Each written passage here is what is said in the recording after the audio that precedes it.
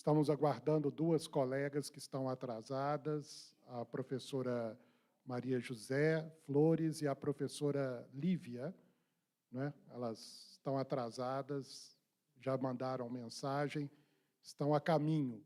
Logo que elas chegarem, nós vamos dar o início à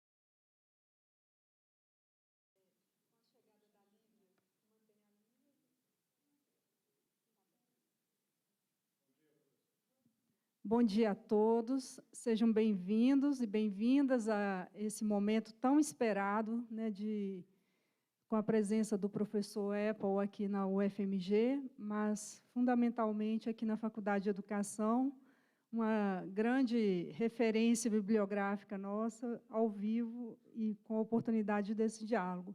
Mas, fundamentalmente, nesse dia de hoje, né, quando nós planejamos, a partir da Cátedra Magda Soares, pensar as interações com a produção de conhecimento aqui no âmbito da Faculdade de Educação. Então, para compor essa mesa de abertura, nós convidamos a diretora da Faculdade de Educação, a professora Andréia.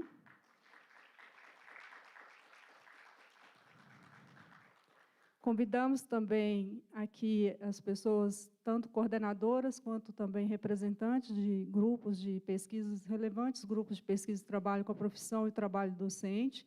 Convido a professora Samira Zaidan, a nossa coordenadora do grupo do PRODOC, que é profissão docente.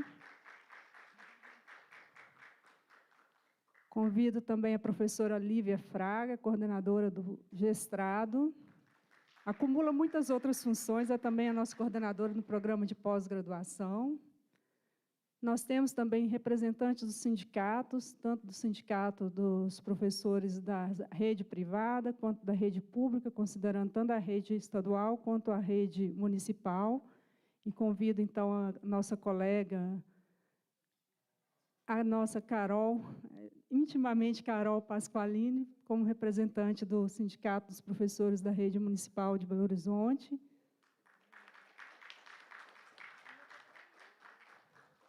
Os demais representantes, se tiver alguém aqui presente, porque não... É que tem uma transversalidade aí no tempo e no espaço, né? Muito importante, né? Discutir as condições do trabalho docente. Não há como pensar a docência, né, a presença dos professores em suas diversas instituições, sem pensar as condições de trabalho, né, as condições de existência, né? Então, eu acho que é muito importante eu acho que mais do que um prazer, né? Acho que é um dever da Faculdade de Educação acolher esse simpósio aqui. Quero agradecer ao Júlio Emílio, está aí à frente, né, dessa organização, agradecer ao professor Michael Apple a sua presença na UFMG, na Faculdade de Educação. Quero também já pedir desculpas, eu tenho um outro evento às 10 horas, então eu não consigo ficar até o fim, né? Mas, de todo modo, dizer, eu acho que a maioria das pessoas já é da casa, estou vendo algumas pessoas de fora, dizer que a Faculdade de Educação recebe a todos com muito carinho, que vocês tenham, né, um bom evento, uma boa discussão, que com certeza repercutirá, né, no nosso cotidiano, que é o que a gente espera, né, e na transformação disso que a gente está vivendo, né? São tempos difíceis, né, por diversos motivos, e a gente espera que todo esse debate, né, repercuta de alguma forma, né, na realidade em que a gente está vivendo. Muito obrigada. Obrigada, André. Vou passar a palavra então para a professora Samira. Professora Samira. Bom dia, obrigada pelo convite. Eu estou aqui representando o PRODOC, que é o grupo de pesquisa sobre a profissão docente. Ele está para completar 30 anos de existência e é vinculado à Faculdade de Educação, mas possui um funcionamento muito aberto, muito amplo. Atualmente, nós congregamos praticamente todas as universidades de Minas Gerais, numa pesquisa coletiva, e em outras pesquisas temos reunido profissionais de várias outras universidades do país, São Paulo, Paraíba, Bahia e outros lugares. Nós realizamos pesquisas de modo coletivo e compartilhado, o que nos diferencia a cada momento segundo as questões colocadas, segundo os grupos que se constituem ou subgrupos que se constituem dentro do PRODOC. Então, temos um grupo de pesquisadores permanentes e temos um grupo de pessoas que estão como pesquisadores, estudantes e colaboradores, né? Na nossa história, o conceito, eu vou falar conceito, às vezes é menos do que um conceito, é um entendimento sobre a condição docente, vem perpassando as nossas pesquisas, talvez se tornando como preocupação principal. E, para nós, a condição docente, ela reúne o conjunto de atributos, o conjunto de condições da existência da docência.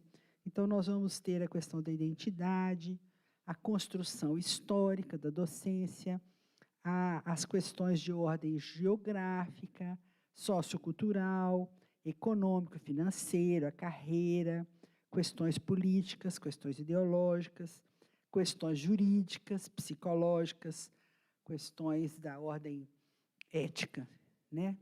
Então, esse conjunto de aspectos nos preocupam e nos colocam elementos que constituem a condição docente sobre as quais nós procuramos pesquisar, tanto observando, analisando, divulgando e congregando profissionais nesse sentido, né?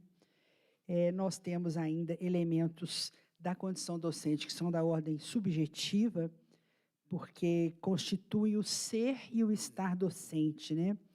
E, então, nós consideramos que é uma categoria que tem especificidades, né, no sentido do papel social que ela ocupa e das possibilidades que proporciona.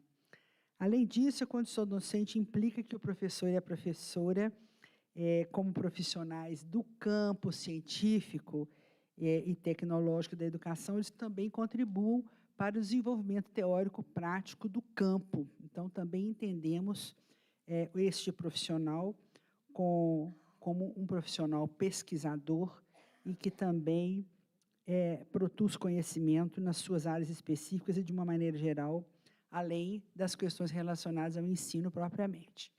O PRODOC é um grupo aberto, sempre convidando as pessoas que se interessem, estudantes e professores que queiram participar. Nós temos um funcionamento coletivo online e estamos abertos à participação de quem se interessar pela temática. Obrigada. Obrigada, professora Samira. Vou passar a palavra, então, para a professora Lívia, como coordenadora do GESTRADO. Bom dia às pessoas aqui presentes. Também cumprimento a mesa, na pessoa da professora Andréia e a todos os colegas que estão aqui. A Samira também já foi presidente do DCE, da UFMG, Diretório Central dos Estudantes, na época do nosso movimento estudantil. Então, temos uma longa história de parceria, né, Samira? Bom, enfim, para nós, assim, é uma alegria, uma satisfação, né? E, na verdade, uma realização. É muito importante esse simpósio e todo o processo também de recepção do professor Michael Apple, né, em parceria com a Cátedra Magda Soares, na pessoa do professor Júlio e da professora Maria Flores, aqui presentes. Nós tivemos, né, nos articulando também enquanto programa de pós-graduação nessa recepção. E, para nós, como programa, também é muito importante, né? É um momento de formação e de, enfim, de conhecimento e de aprendizagem muito importante para todos nós. O GESTRADO é um grupo de estudos sobre política educacional e trabalho docente, que hoje se constitui como Instituto Nacional de Ciência e Tecnologia, INCT, a partir de uma chamada do Conselho Nacional de Ciência e Pesquisa do Brasil, CNPq. Nós somos um dos poucos, né, INCTs na área da educação. Se não me engano, somos o terceiro. E nós temos dois aqui na Faculdade de Educação. Um que é a Política Educacional e Trabalho Docente e um outro que é sobre ações afirmativas, educação antirracista. Então, esses dois INCTs estão na UFMG e estão na Faculdade de Educação. Então, isso é muito importante para nós. Isso significa um grande compromisso com a produção, né, de investigações de excelência, de formação de pesquisadores de excelência. E o nosso compromisso sempre foi, no GESTRADO, uma articulação com os movimentos sociais e com os sindicatos também de professores da área do trabalho. Então, em grande parte das nossas pesquisas, nós buscamos articulação com esses parceiros, né, vinculados à luta social pela justiça, pela melhoria das condições de vida e, especificamente, pela melhoria das condições de trabalho no âmbito da profissão docente, de um reconhecimento da profissão docente, enquanto uma profissão e um trabalho absolutamente fundamental na sociedade, no processo civilizatório, né, que nós temos. E, com isso, nós temos produzido investigações que constituem marcos, né, na investigação do trabalho docente no Brasil, sobretudo a partir de 2008, 2009, com uma pesquisa nacional, Trabalho Docente na Educação Básica, que teve uma versão 1 e uma versão 2, em que nós realizamos em parceria com a Confederação Nacional dos Trabalhadores da Educação e do Ministério da Educação. Então, foi uma pesquisa que abarcou 7 estados brasileiros, uma amostra muito bem constituída, e que foi um dos marcos, né, da pesquisa sobre o trabalho docente no Brasil, e que vem até hoje informando, inclusive, instrumentos de pesquisa, questionários que são utilizados hoje pelo próprio Instituto Nacional de Estudos e Pesquisas Educacionais, que é o INEP, né, que é o órgão responsável pelo censo escolar e pelo Sistema Nacional de Avaliação da Educação Básica. Então, eu não tenho muito tempo, mas eu queria só informar isso, né, inicialmente. Hoje, o INCT ele tem 8 grandes frentes de trabalho, que nós vamos poder apresentar na parte da tarde, né? E, bom, é basicamente isso, né? Eu acho que eu falei muito aqui. Obrigada. Então, passo a palavra para a Carol. Carol é nossa, é da rede municipal, mas representa todos os sindicatos também, né, Carol? Bom dia a todos, né? É uma honra estar aqui e também uma grande responsabilidade, né, representar não só o Sindirrede, como os sindicatos que representam os trabalhadores que atuam, né, na educação básica, e dizer que eu sou professora da rede municipal, da educação infantil, né, da etapa inicial, e estou sindicalista. E estou porque é um processo transitório, né? A gente nunca deixa de ser o professor da rede, mas a gente está, naquele momento, diretor ou não. E é importante dizer que muitas das discussões que vão ser feitas, né, tanto na mesa da manhã quanto na mesa da tarde, quem vive os reflexos e os impactos são estes professores que estão lá na ponta, na educação básica. E, né, eu sou a única representante dessa outra ponta.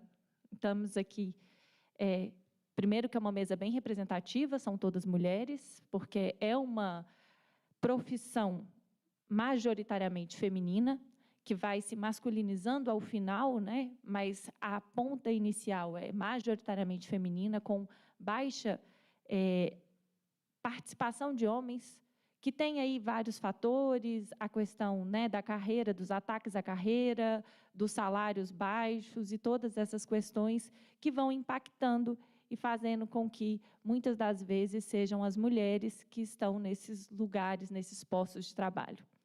E é importante dizer também que tem uma outra face, né, dessa feminilização da docência, que é exatamente a desvalorização da docência.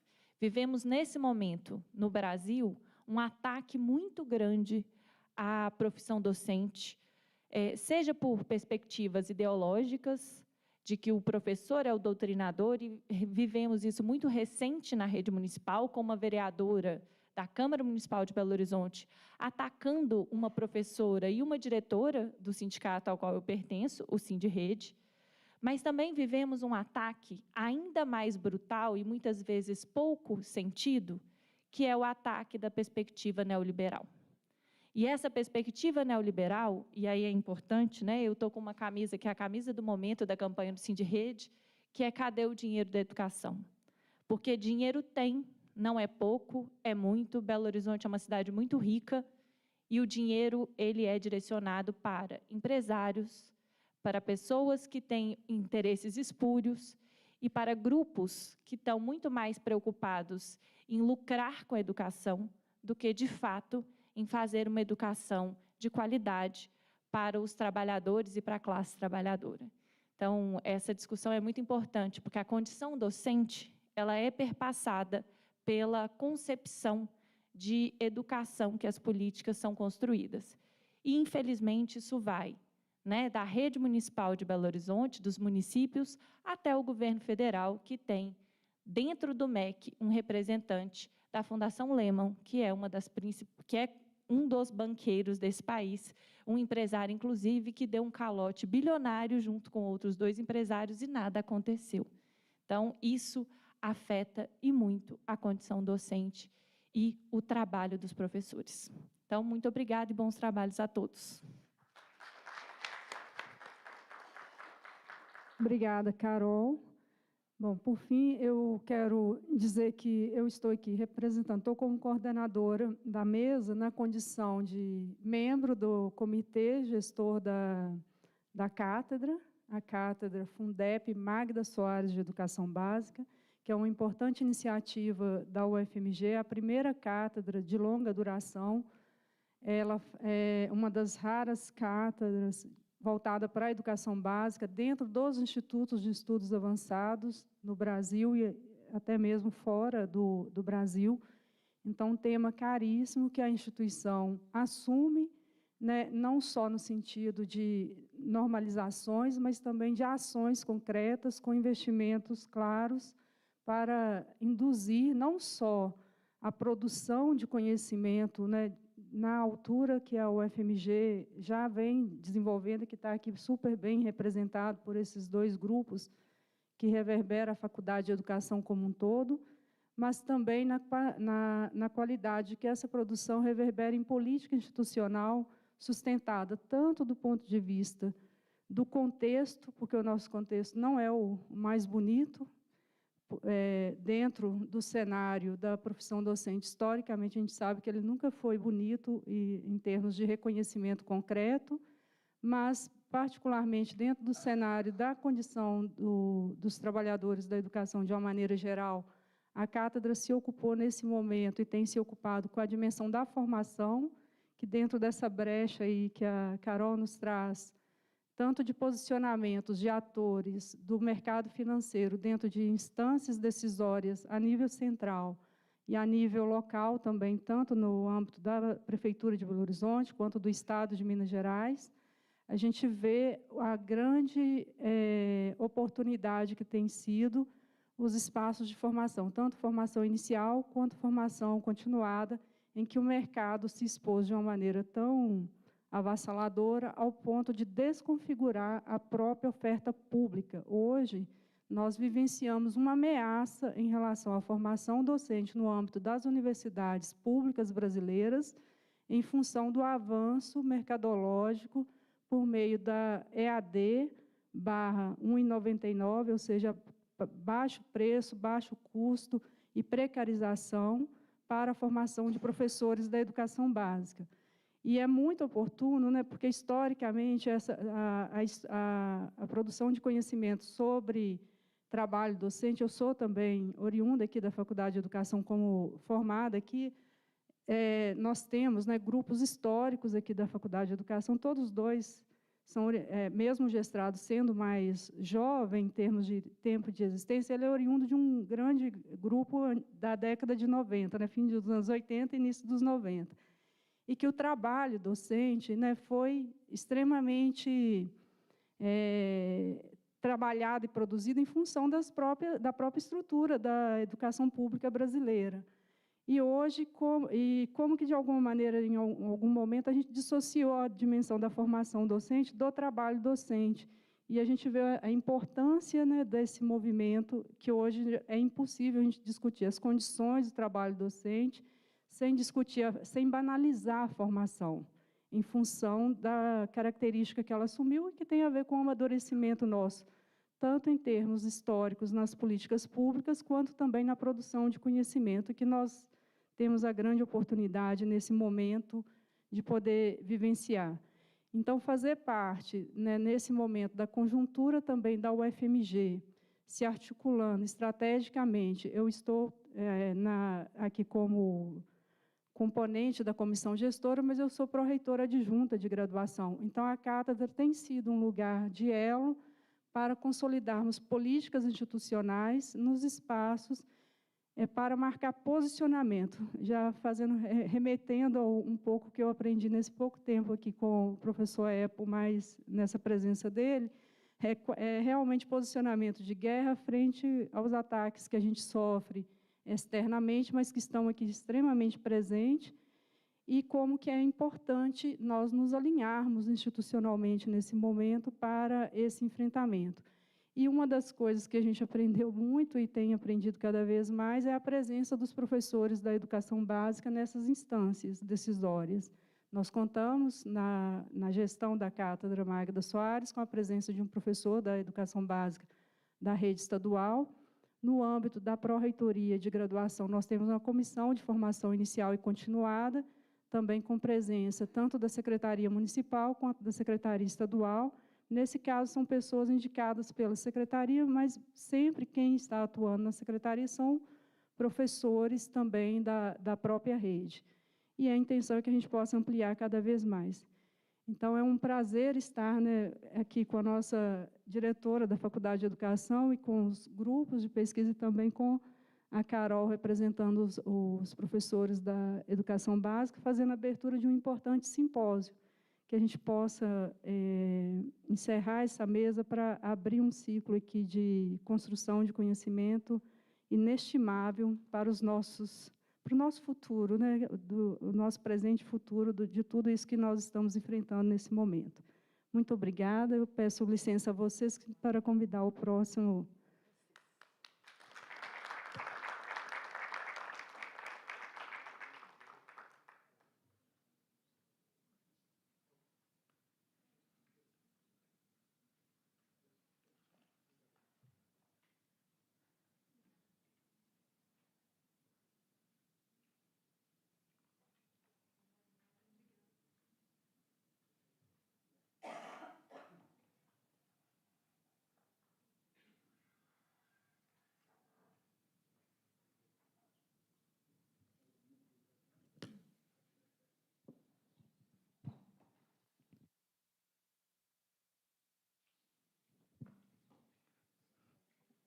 O professor Apple pediu só um minutinho, ele vai se ausentar um minutinho para ir ao banheiro e já volta em um segundo.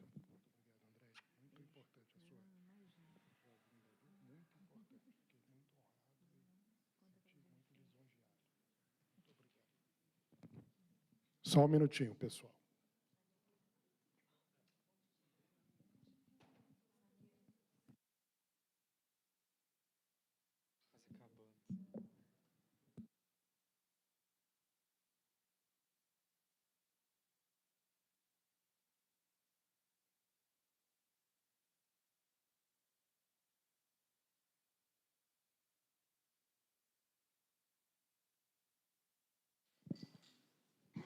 Eu quero aproveitar para convidar todos vocês para o ato domingo, às 11 horas da manhã, na Praça Raul Soares, em defesa da vida, em defesa contra os feminicídios e em defesa da vida.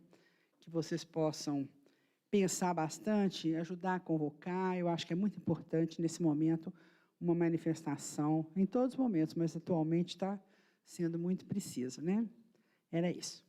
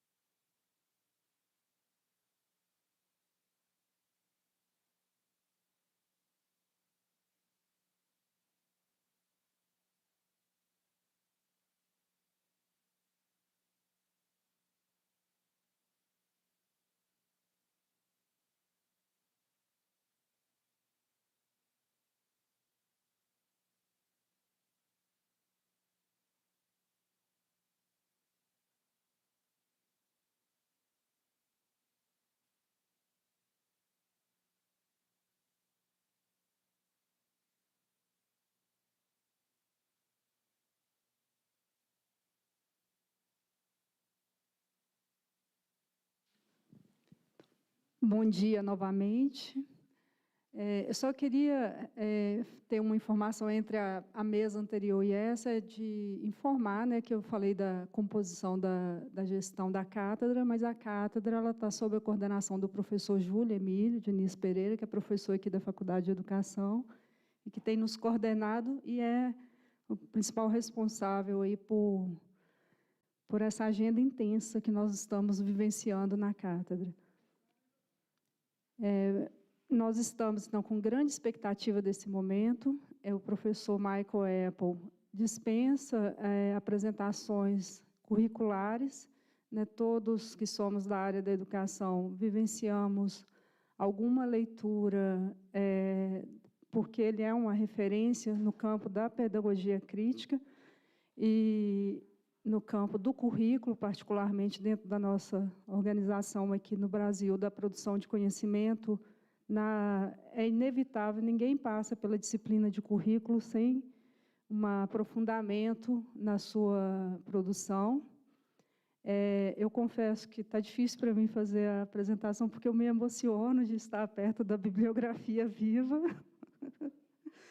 E, sem citar todos os livros e toda a produção dele ao longo desse tempo, eu só queria reforçar a importância, né, do que foi para nós e do que é a pedagogia crítica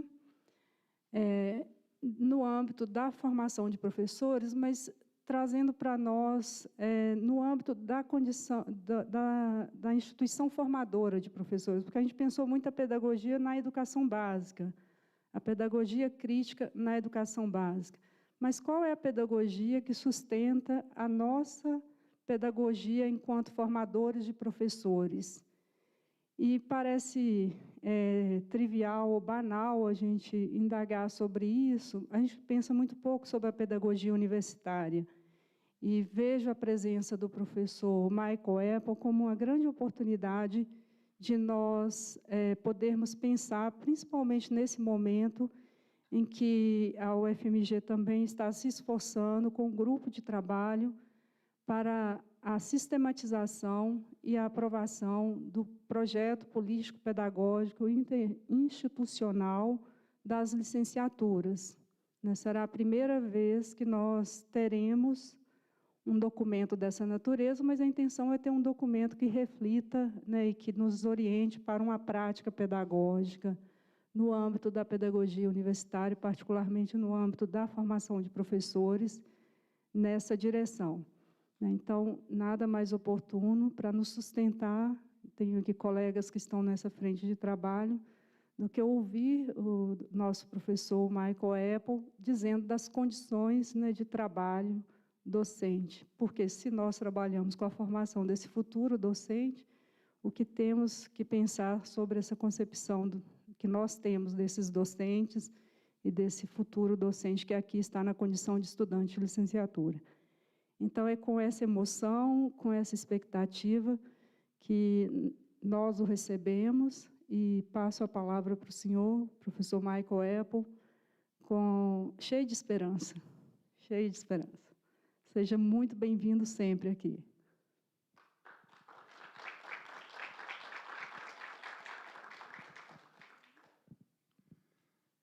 Let me begin with an apology. I have an aging body, and I am on a new medicine, and that may cause me that I have to leave for a minute or two occasionally.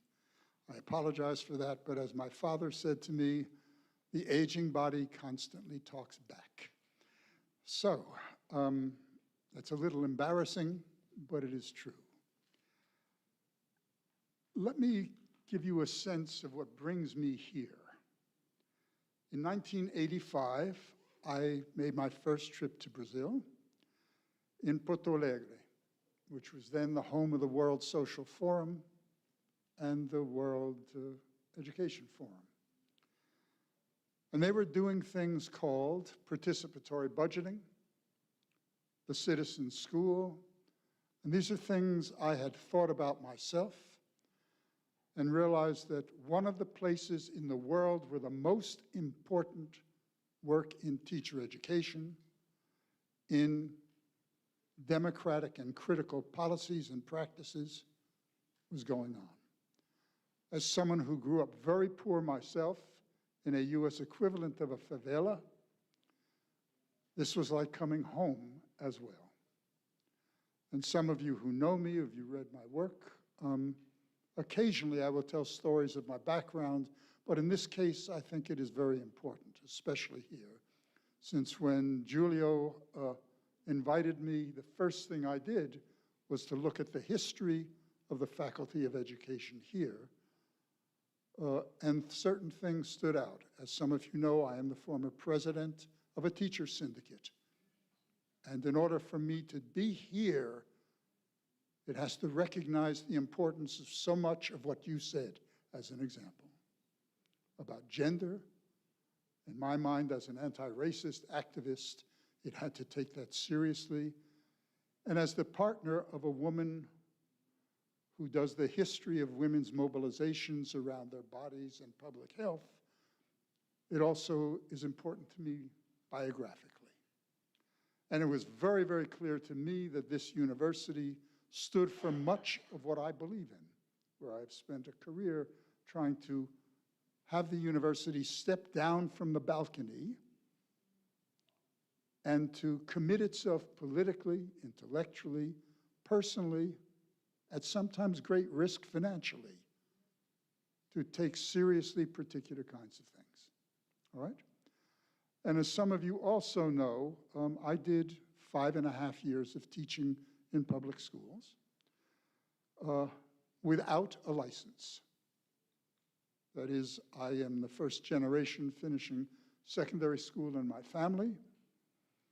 I come from a family of printers, so I worked with heavy machinery.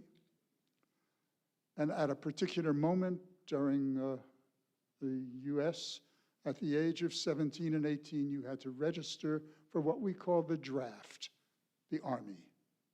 I refused that, coming from a family of pacifists, though quite militant pacifists.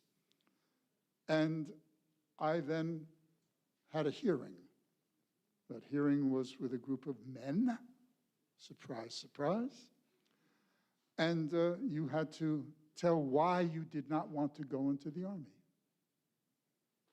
They did not like the case I was making. And I left doing this. Actually, I left doing this. Those of you who know the United States know that when you are working class, your language is a little, shall we say, flowery. I say this because from the very beginning, I wanted to be a teacher. Oddly enough, when they said no to me, there was an opening for pacifists in the US Army that made me a teacher. So I taught compass reading. I taught first aid in case someone was wounded.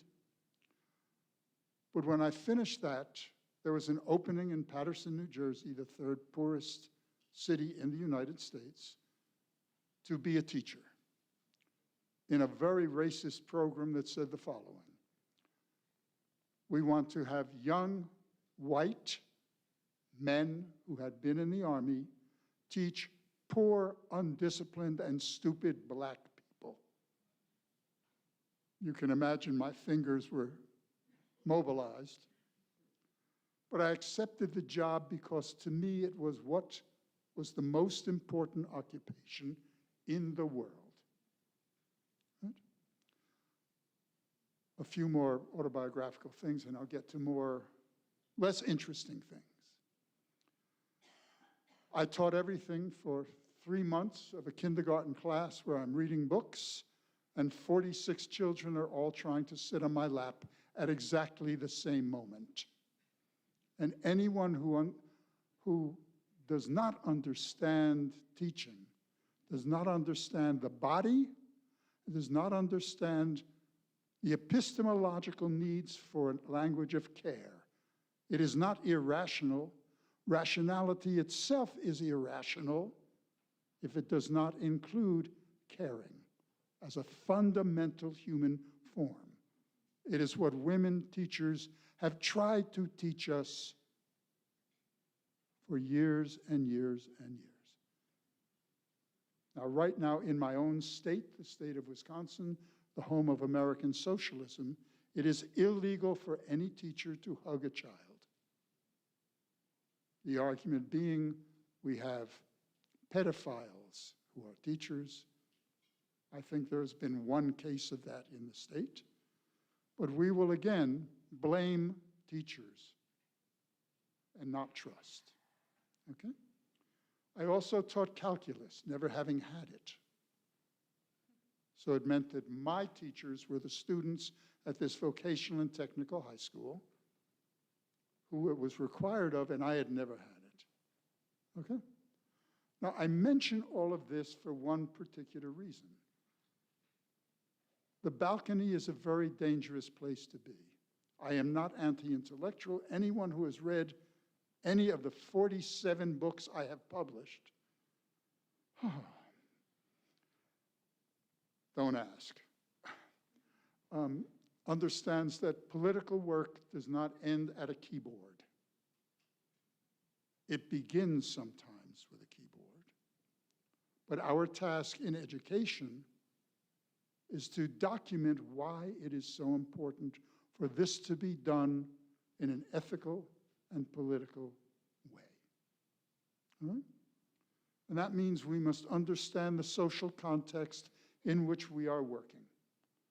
And my task since 1970, with my first job as then an assistant professor, is to try and answer a particular question. Can education make a difference in society? Now, I think that that has been answered quite radically by the right. Why would the right be so damn angry at teachers' unions, at teacher education, if we weren't making a difference? So I am what is called an optimist with no illusions whatsoever. We are struggling and continue to struggle in conditions not of our own choosing. And while you, thank you from the bottom of my heart, took a particular person called Bolsonaro and locked him up, I would like you to come to the United States. I will pay your way. We have someone that we now call our czar, who is one of the most despicable, I don't even want to say human beings, because I think he actually is inhuman. But I want you to come, please, and be our teacher about what is possible on that. Now, I will not spend a lot of time talking about the disease who is our president. But I want us to remember, just as it is with Bolsonaro, it is not only one person. These are social movements that have a long history. It took 40 years for the right to mobilize and to win. There is no shortcut out of the forest. So I want to start out by looking at this social context. And I'll then give some examples that will sound very familiar to you in Brazil. But I want us to understand none of this is going on without an understanding of the ideological, political, and economic contexts that must be understood. And unless we in education understand that context, we will lose. Okay? The right never sleeps, and every time they win a victory, every time we win a victory, they mobilize even more. They will take money away, as I'll show in a few minutes. They will fire professors in teacher education programs who dare to tell the truth about Black experience in every nation that calls itself liberal. Right? So I want us to begin to think about that. I will then, after I introduce that new hegemonic bloc, that new alliance, I want us in some ways to take seriously what is going on. I will not talk about Brazil that much, because there's enough US imperialism in the world. So I would urge at the end, if you need to correct me, if you need to even congratulate me, if you need to say, why the hell are you here? Or if you want to say something like, let me tell you what's going on here and how we have interrupted this, because as usual, Brazil has much to teach anyone in the world, given its history. Okay? All right. I will be done about midnight. I have ordered pizza for everyone, but coming from the United States, please, you will pay for it. As some of you have heard my next line, I sometimes have a very bad sense of humor. Anyone who has been a teacher with the last name as Apple, Miguel Massa, knows as a substitute teacher who had to go to different schools often, quite often, if you walk into a classroom every day and tell the children there, hello kids, my name is Mr. Apple, they will make jokes for the next month. Do not misinterpret me. This is deadly serious. And the lives of people who are not here are being destroyed. And teachers' lives are being destroyed as well. Okay? All right. So I mentioned that I would start with something that is absolutely crucial right now. Pressures and threats to teachers, to teaching, are central to a process of social transformation. And the right documents that every day of its life.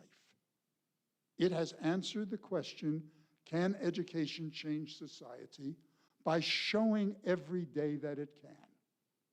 Right? But the right is not random.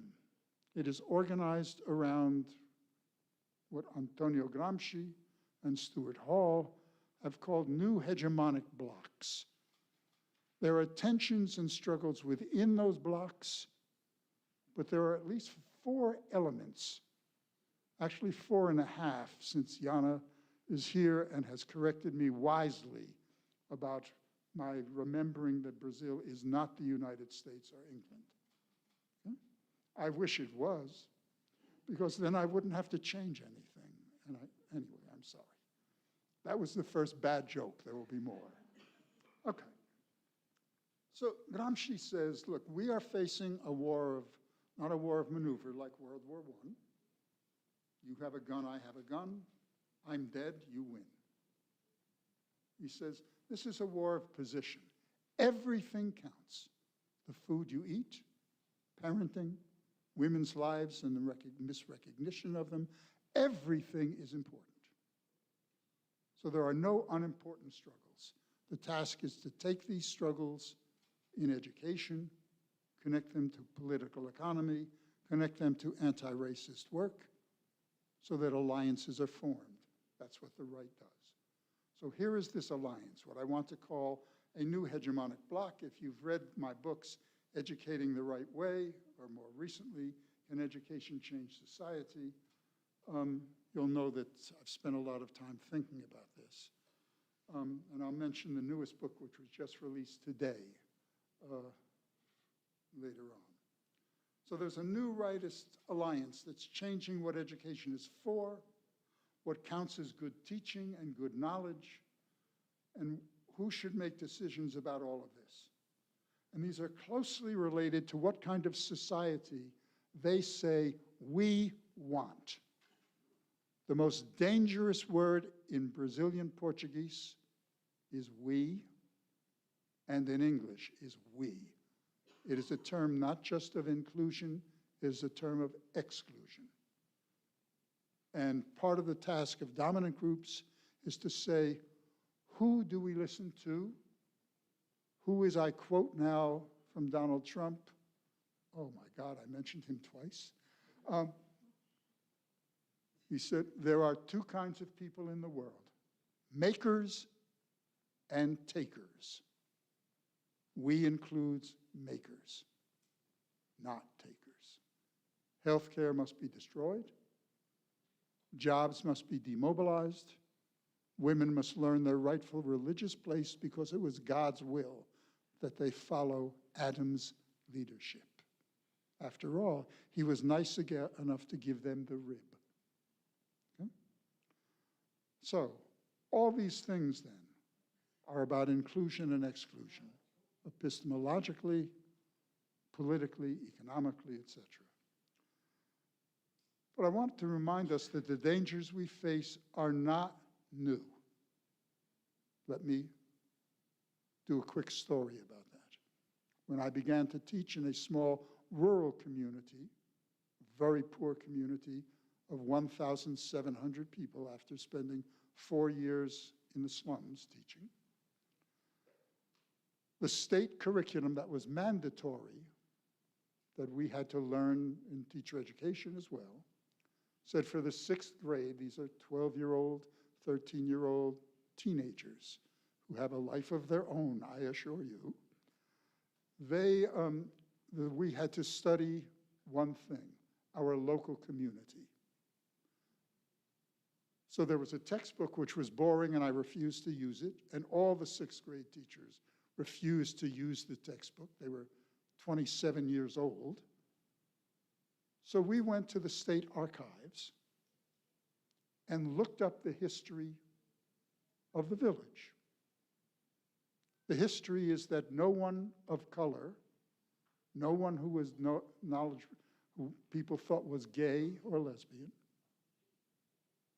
could buy land in that community. It said in the deed, you may not sell this land to the N-word in English, which I refuse to use. You'll forgive me. If you don't know it, maybe that's a good thing. Okay? Nor can you sell it to Italians. Well, there goes Porto Alegre. Or Gramada, because, well, Gramada is not Italian. Okay, okay, but again, so we found out there also was lynching in the local area. Do people understand the word lynch in English? Where you hang black men and women, especially black men, accusing them of rape. Okay? This was the real history of the village. So the students and I became journalists, and we then put a newspaper out. The evangelical community, which was all the churches in the community, decided that we should be fired. So we were suspended for a month. The president of the teachers union, me, said, you can try, but we will raise money in the community for lawyers and we will stop you. We won, they lost. So this is not new, nor is the struggle new. And we cannot understand my attempt to understand this block that I'll talk about in a minute without understanding I know it can be defeated. All right? So what is this new hegemonic block? There are 4 elements in it. Think of it as an umbrella. Each one has a strong hand, but the hand holding it most tightly, the biggest hand, are what you and I call neoliberals. Private is good, public is bad. Okay? And the assumption as well is that anything that creates profit is worthwhile, and the way you measure anything that is good about teaching is test scores. And it was the left, not the right, in the United States that mandated test scores as the way you evaluate teachers. It was Barack Obama who put this in place. And I say that because it is very important not to have this binary, it's the left and the right. Social democrats can sometimes support much of this. And that is quite worrisome, to say the least. Okay? So, neoliberals say a weak state, but we will control you from afar. Okay? So, some of you have seen this in the class that I taught. Let's pretend this is the budget for education. It's not a lot, okay? But it's there. Neoliberals say we must cut the budgets, and they say we will cut the budget for education and make it something that's private. So the fastest growing school reforms in the United States are private schools and homeschooling. I will come back to that in a minute. Often evangelical parents who see teachers themselves, I quote, part of a cartel, that's a quote, who are tools of the devil. I hope that that is true. Okay? That's not nice. Here is the budget in education. Okay? This is what neoliberals do.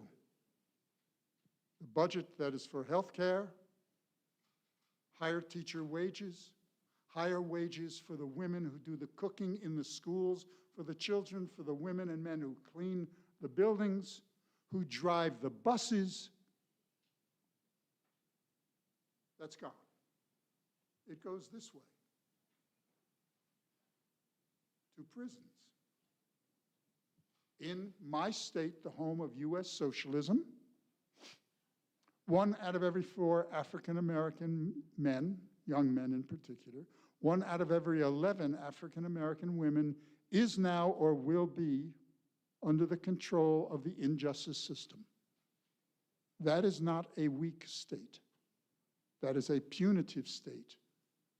You don't need Foucault to understand that.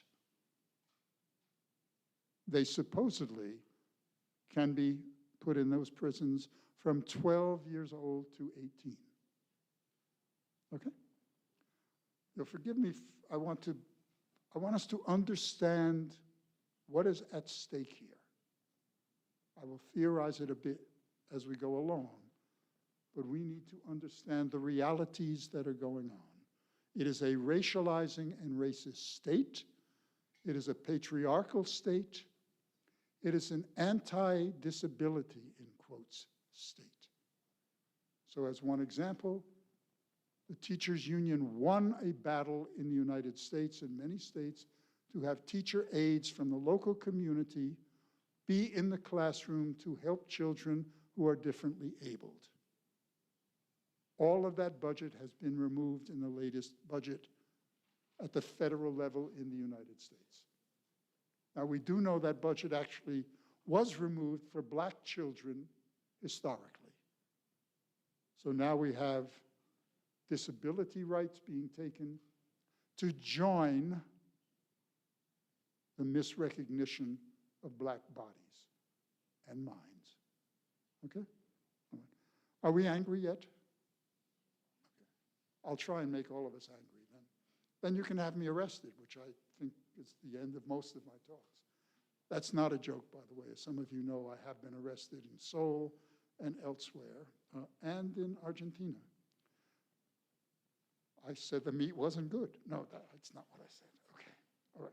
So, neoliberals.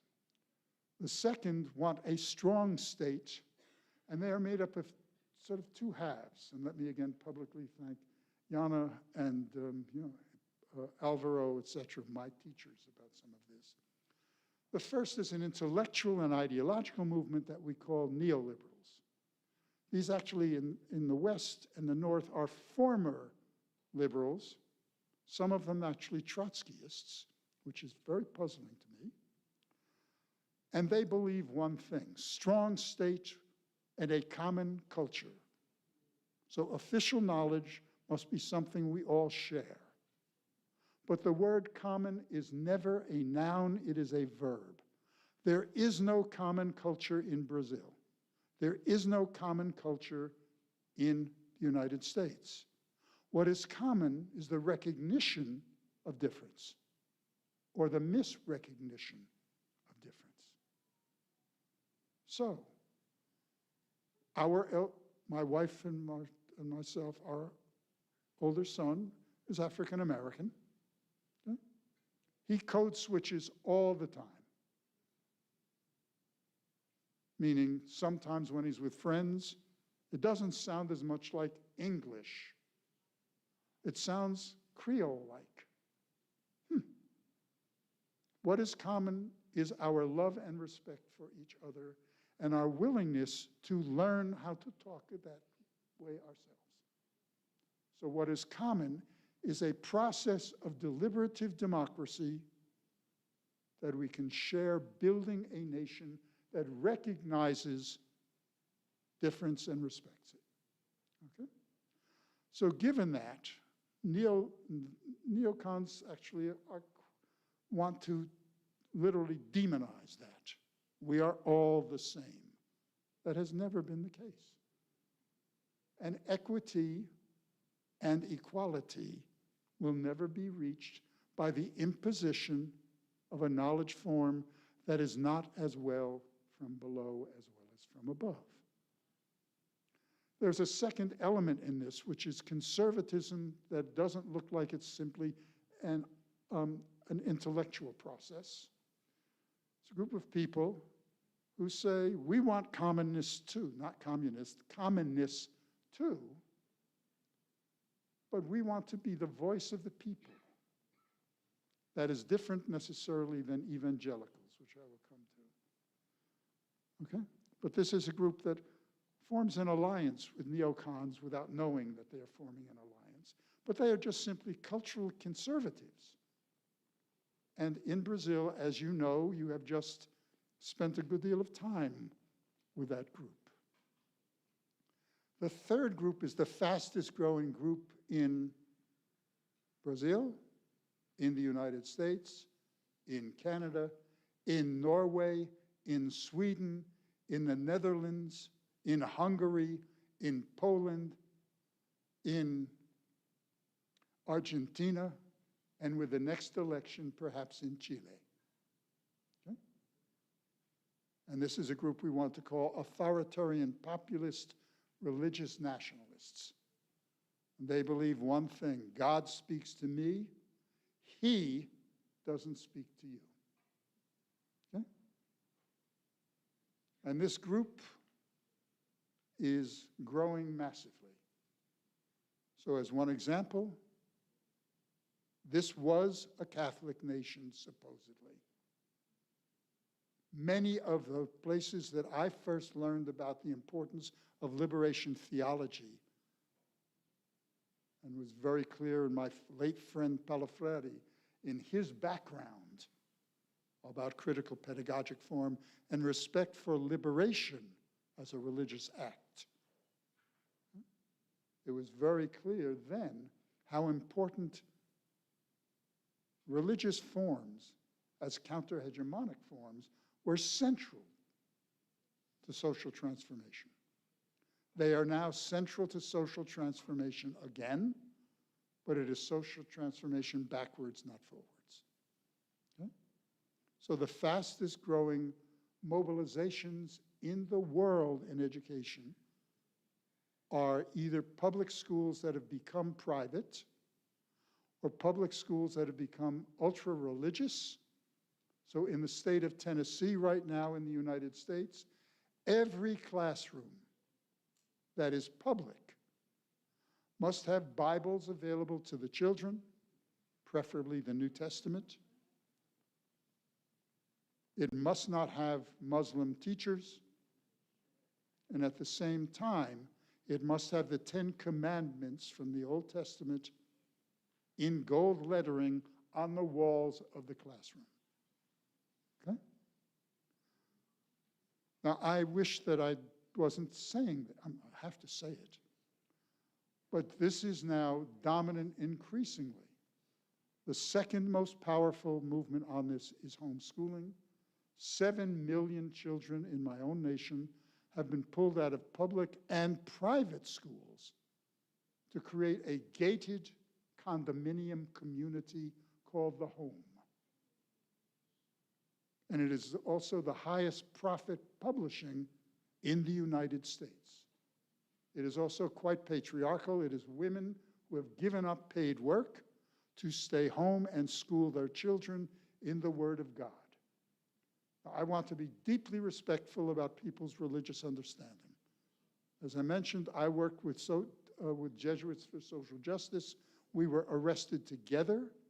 And when I was arrested in Korea, the people who said to me, Jesus would never approve of a military dictatorship. Excuse me, it's the phone, it's Bolsonaro calling me.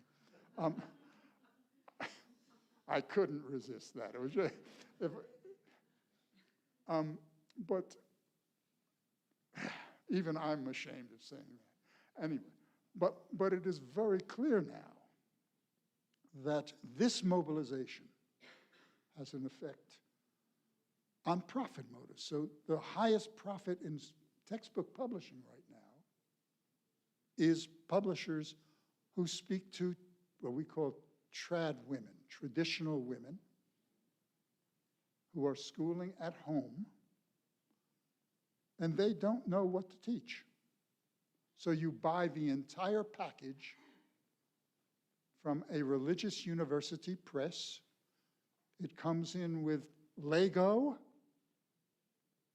and directions on how you build the walls of Jericho from the Bible as an engineering and mathematical process. And they will give you the test to find out whether you are correct or not. Okay? So we are now seeing increasingly the de-skilling of teachers. There is no need for teachers except if they are from ministry. And the pressure increasingly on teacher education programs is vast. And I'll say more about that in a few minutes.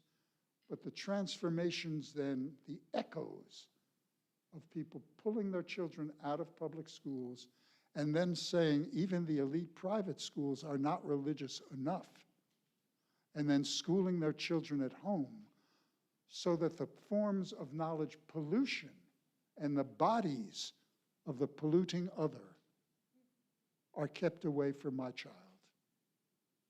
Okay? So this vision of anti-racism is actually there. And I quote, "White men are the new oppressed."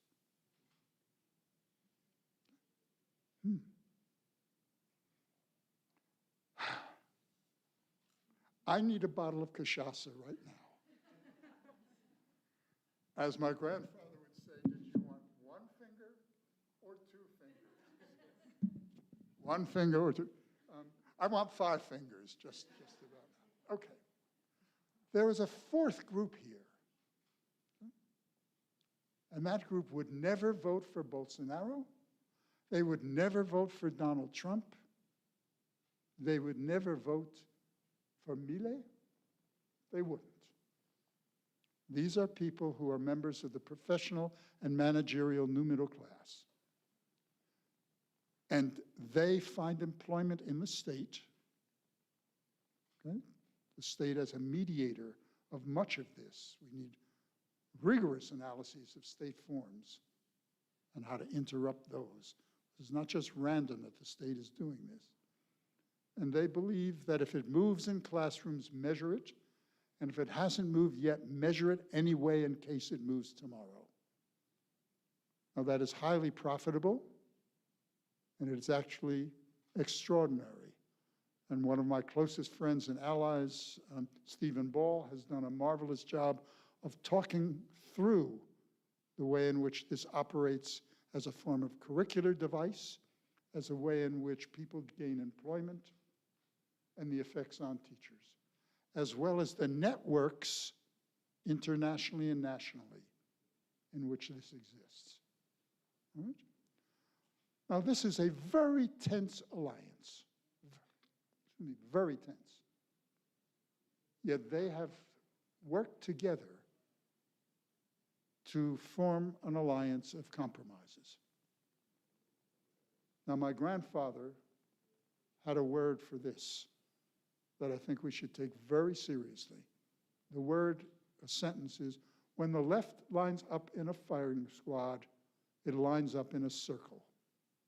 We do not need the right to kill us. We are very, very good at doing it ourselves. And I don't mean that as a joke.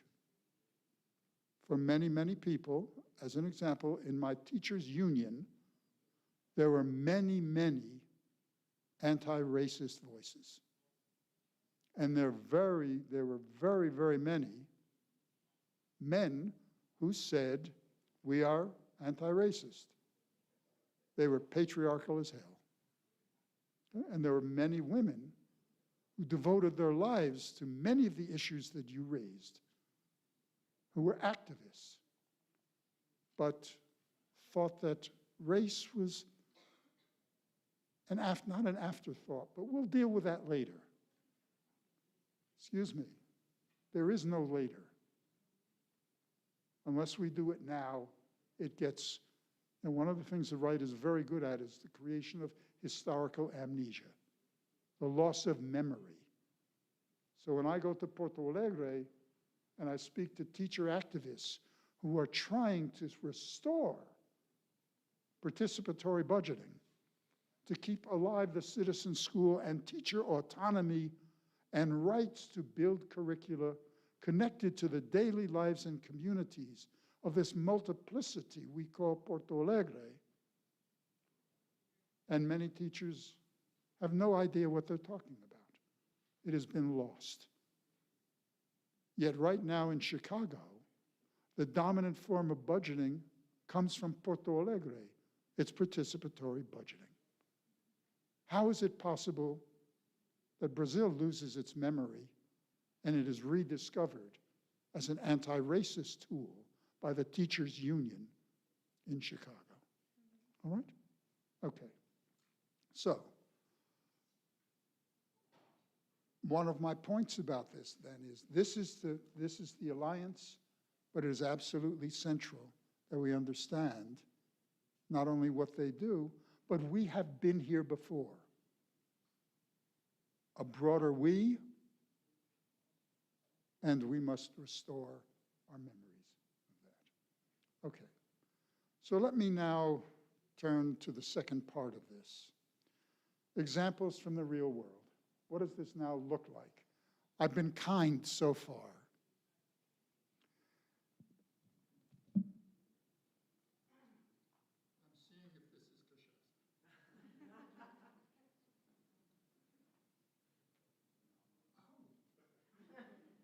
vodka.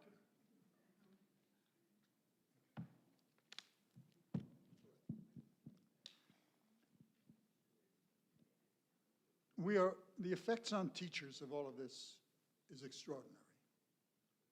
We can't understand teachers unless we understand, and it's not just unionized teachers, teachers who are unlicensed, people from the military like I was. There are many people who are working in schools who act as teachers, who are not seen as officially teachers. Community activists becomes a good example of that.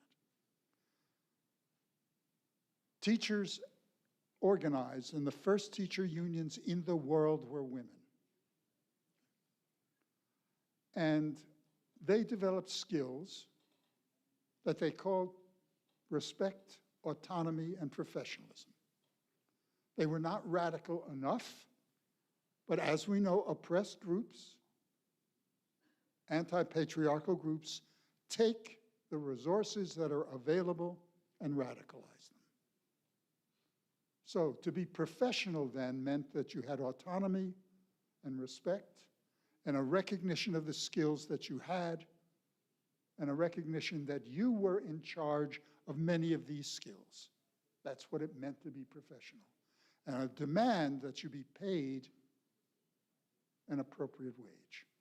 When I first started teaching in the slums, I did not have a degree. I had only 1.5 years at a local small teacher training institute. And my salary was $1,000 more than a woman with a master's degree. So women have constantly struggled at universities as well. At University of Wisconsin, where I have spent 55 years, when I was first hired, and it is supposed to be the radical university in the United States, women new professors were paid on average $10,000 less a year, because after all, they had they were supplemental income of male partners. Okay? So there are three processes that are going on. Teachers have these skills that are truly remarkable, and they are often shared. This is one of my favorite things in the world. This is a book by radical teachers, critical democratic teachers in Milwaukee by one of my favorite schools, a school called La Escuela Fratney, Fratney Street School, an anti-racist school that is two-way bilingual. Okay, since half of the population speak Espanol. So this is Rethinking Schools, and they write it for each other and to the community, and kids write articles too. It's remarkable. So, teachers have these skills and victories. First process is de-skilling. Say those skills are no longer necessary, they must be replaced. So the skills of building curricula from below and the training of that in teacher you'll forgive the word training, but that's a word we use. I would prefer to purge it. No one is being trained here. You're not an animal. Okay? These skills are then seen as unnecessary. You need skills of student discipline because students have just returned from COVID and are undisciplined. Not really, though sometimes. Okay? You need skills on getting higher test scores because your salary depends on it. And the position of the principal and the other administrators depends on how high the school is rated in the comparisons with other schools of its type. So you are de-skilled. Those skills you have developed over years of work in communities and with community activists and with professors in teaching are no longer necessary. Now managerial skills are absolutely central. There's then this reskilling process saying you are better if you have higher test scores. Now we know right now that the most effective measure of student achievement is community wealth. So if there is downward mobility in a community, a factory says, we're moving from Santos, we're moving from this beloved city and its environs, and we're going to go to China or Mexico or some other place. One of the places now is Cambodia. Okay? Right? If a teacher keeps test scores the same, it is a miracle. It means they are working 100 hours a week. It's called the redefinition of teacher labor. Okay? So what we see then in many, many ways now is a way in which you are rewarded by losing the skills that you know work. And those skills are often purchased now with standardized tests. All right? Finally, there's intensification. At the same time this is going on, there now is more work to do because psychologists are no longer employed in many schools. Art teachers are not rehired. Physical education teachers are no longer necessary. And in local communities where healthcare has been destroyed during the years of Bolsonaro, where communities were defunded, where occupations were defunded, etc. Okay? One of the things we find then is women in the community take charge of dealing with elderly people who have needs. So if there is someone elderly with dementia who hasn't been seen in a while in the building where teachers live, they are often the first to engage in caring. So we have to ask, what are the effects of this on the political economy of time? What are the ways in which this transforms and intensifies what we know is historically women's unpaid labor? And all the data from the state that says, here's what we know about paid labor, actually does not understand the paid labor market. When the labor market is destroyed, where people no longer get paid for doing it, it is women who are expected to engage in that. So we have to ask, what is the way in which intensified labor works, and how is it supported by a government that is perfectly willing to say that we'll deal with that later. Thank you so much women for doing it now, and then it never happens. Okay. So there's also surveillance and a loss of autonomy. One of the worst examples of this, so this is what Stephen Wall calls performativity, there is surveillance. So as one example, this is a horrible example, because of the fear of pedophilia. How do you say that in Portuguese? I came close, okay. And this is a personal thing. My younger son is a school principal in a place where the right wing took over,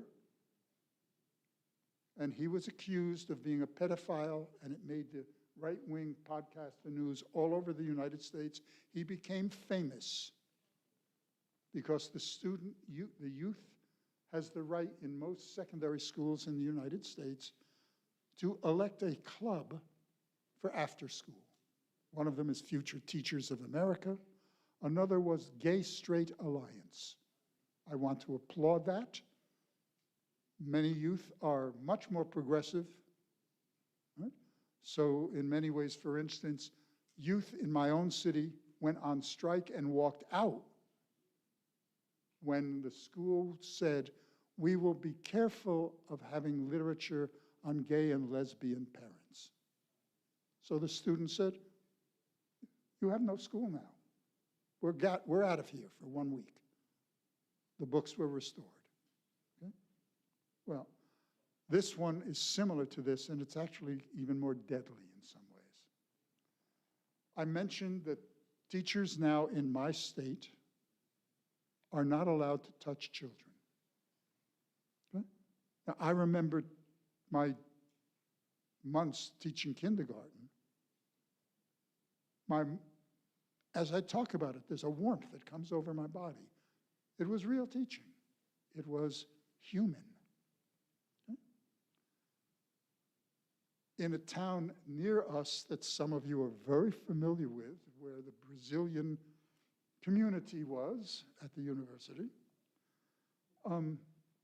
the schools are very worried. They actually had one instance where a teacher was accused of being a groomer in a secondary school. It was the physical education teacher, and he was accused of unethical touching. Turns out he was from an immigrant community that to show respect, you hugged. But one of the students comes from an evangelical community that immediately assumed deviance. They put a program on all of the computers that teachers have, on the official computers, and it reports out keystrokes. A young girl came in crying because her grandmother had died the day before. And the teacher hugged her. The student is crying. And, you know, they had a conversation. And she said, she died of breast cancer. Don't they have something to stop that? And so the teacher, during the lunch period, takes out the laptop that is given by the school for the teachers and starts to type the word breast. And pauses there because the girl is crying again. That is reported to the school board. He is fired. Now, not every school district would do this, but I want us to understand what this means. These forms of performativity, these forms, if you will, of surveillance, mean that what it means to be a teacher, the sociality that goes with that, is now desocialized. It is now individuated in such a way that the very act of caring is seen as the production of deviance. Am I clear about that? You don't need, well, it actually helps to understand Foucault about this. Okay? My worry about Foucault is a different one. He was a gay activist. And for many, many people, it is all about governmentalities and control. It forgets that he gave his life to a politics as well. He was an activist, and he was not paralyzed by governmentalities, though he was brilliant in reminding us how this works. Okay, so this managerial impulse, the neoliberal impulse, becomes crucial. It also means that the curriculum itself has become a site of struggle. There are groups that are found here and under different names called Moms for Liberty. This is a group of religious women, often now women from oppressed and minoritized communities.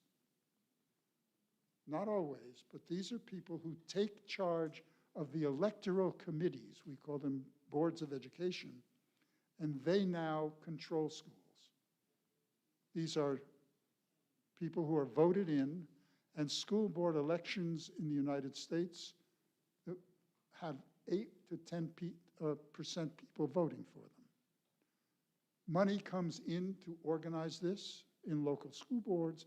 The right is brilliant, saying we will not just work at the level of the Supreme Court, we will work at the level of the school, the local community. It is Gramsci in ways that the left has forgotten. So Moms for Liberty then looks at the school library and says, we need that closed. These are books that no child should read. Nobel books by Black authors. Poetry about sexuality and the body. Dialogues between people that are seen as dangerous. The books are taken away. So democracy then, that Stuart Hall calls this a process of disarticulation and rearticulation. In Porto Alegre and in most communities in the United States and in Belo Horizonte, oppressed communities are saying, we want a voice. This is our children, not just parents. This is our community. So we were taken to a school in Belo Horizonte in a favela, where the community and the ecology and the neighborhood becomes such a clear part of the school.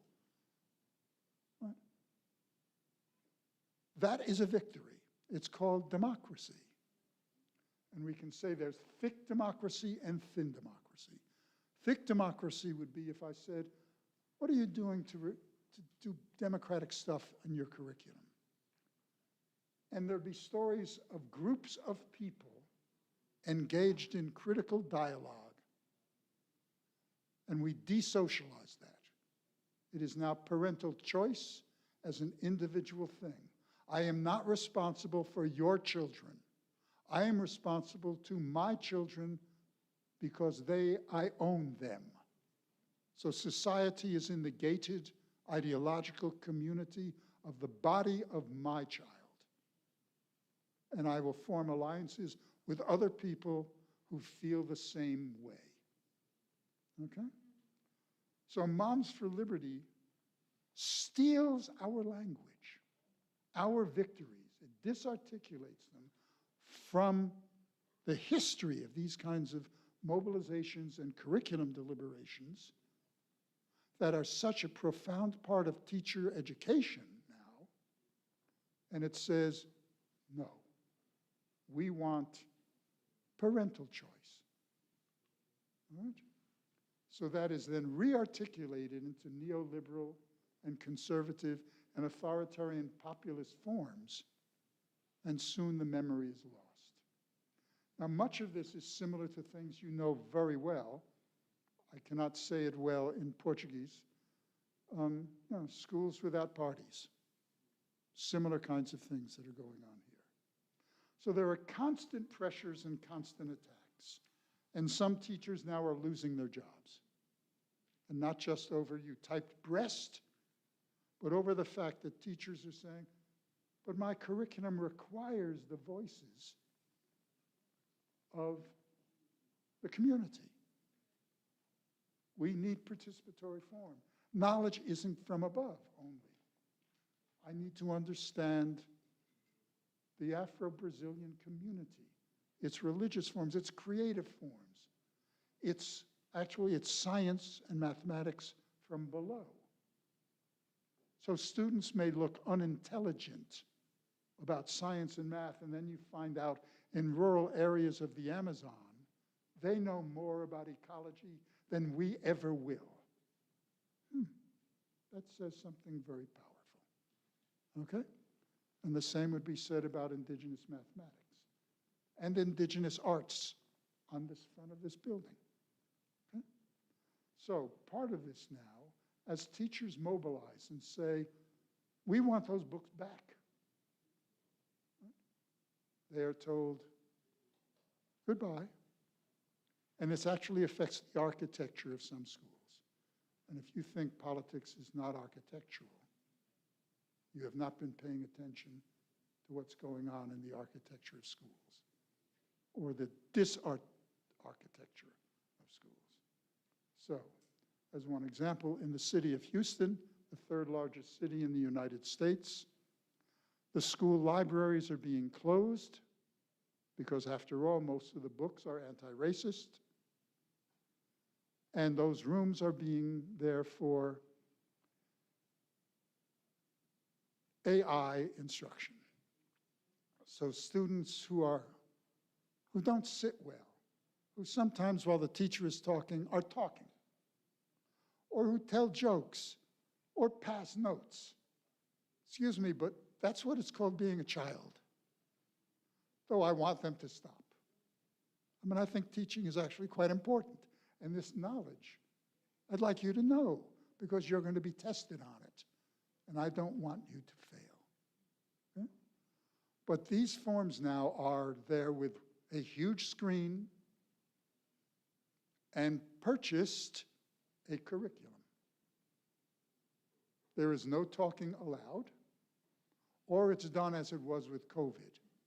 A teacher talking into a microphone, videotaped, their students sitting isolated, 5 empty seats, another one for the entire school day.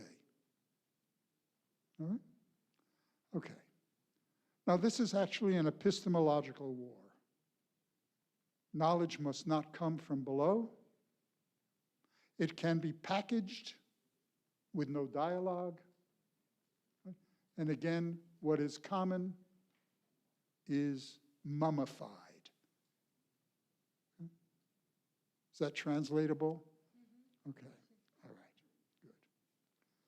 So, increasingly we see this in poor schools, so the racial state now becomes more evident. We also see that the official curriculum is increasingly seen as not useful. It must be made more useful as part of a gated community. And as I mentioned, it is now official in the US government that white young men are now the most oppressed. It goes on. The idea of public schools then is under major threat. Now, the US was not like Brazil. I know of very few people who are upper middle class who send their children to public schools here. We can talk about that later. Okay? The United States now is taking the money from public schools as a check. It is called a voucher, and it is almost like it is written on the child's back. And we now have new laws that say parents can look at the test scores and take the check that is held in children's pocket or the mother or father's wallet and purse and take that check and go to any school they want, public or private, and pay. Okay? Anything then that pushes aside parents with money is seen as a problem. At the same time, remember, the budget looks like this. Right? So what we are seeing then is authoritarian populists, religious advocates, getting checks, forming an alliance with more affluent parents, and now public schools will do almost anything because every time a child leaves, she or he, you'll forgive the binary, takes the money with them.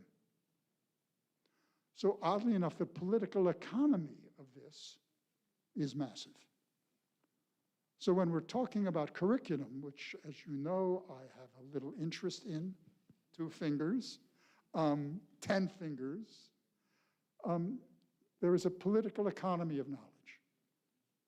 And that knowledge is institutionalized in powerful ways. Okay. And all of this is also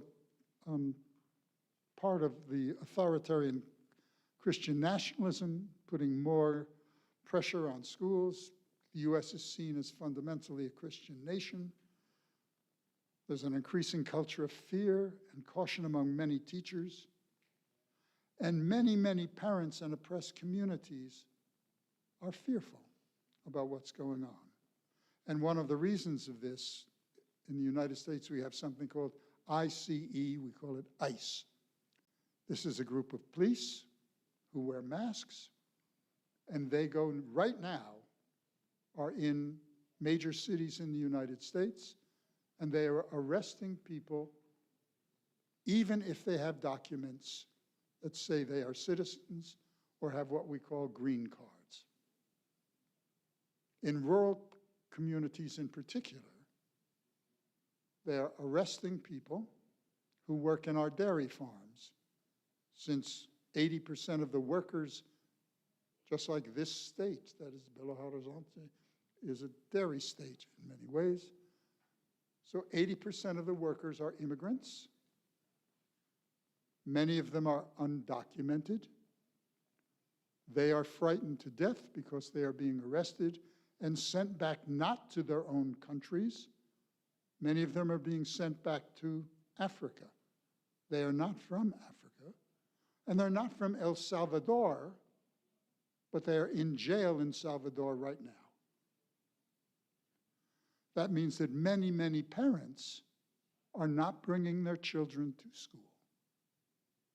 So in rural schools in poor areas, in order for farmers to keep their farms alive, because the youth in farm poor communities are saying, I don't want to live here.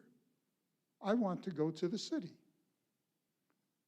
So 1 million people are under threat of being arrested powerfully, and they are not driving their children to school. So the teachers now have less than half of the students in their classrooms. So now the national racist policies, as our czar said to people from Somalia this week, they are garbage. Why would we want them? They are diseased. And they're all killers and rapists. That's a direct quote. So what we have now is the demonization of the people who keep our economy alive. At the same time as we are destroying what is going on, there are no students in many of the schools who speak different languages, who look different. So in the midst of all of this, we have a different kind of rural political economy where the teachers have now had the epistemological courage to have people who speak Somali, people who speak Espanol, people who speak Creole. Why do they need these now? Because the students are no longer in the schools. All right? And I want us to theorize this as well, but the theories must in fact be related to the dominant forms. At the same time, this is having a profound effect on teacher education. So in many places, schools of education are being defunded, and teacher education is not being funded. Because after all, I quote now from our former governor, anyone can teach. It doesn't require skills. So as one example, There was legislation that was almost passed in my socialist state that said anyone with a high school degree can be an elementary school teacher.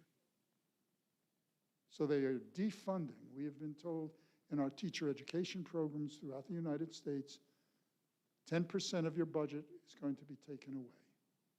So our dean, she has a very good sense of humor, says this: I am getting very muscular in one part of my body. Meaning, can you help me? Can you give me money for teacher education? What is interesting is many wealthy people who started out poor and who have daughters or sons or wives or siblings or partners who did degrees at our university in teacher education are saying yes. So to go to become a teacher in our university now, if you are willing to spend 3 years teaching in the schools of Wisconsin, it is free. It is cost-free. Period.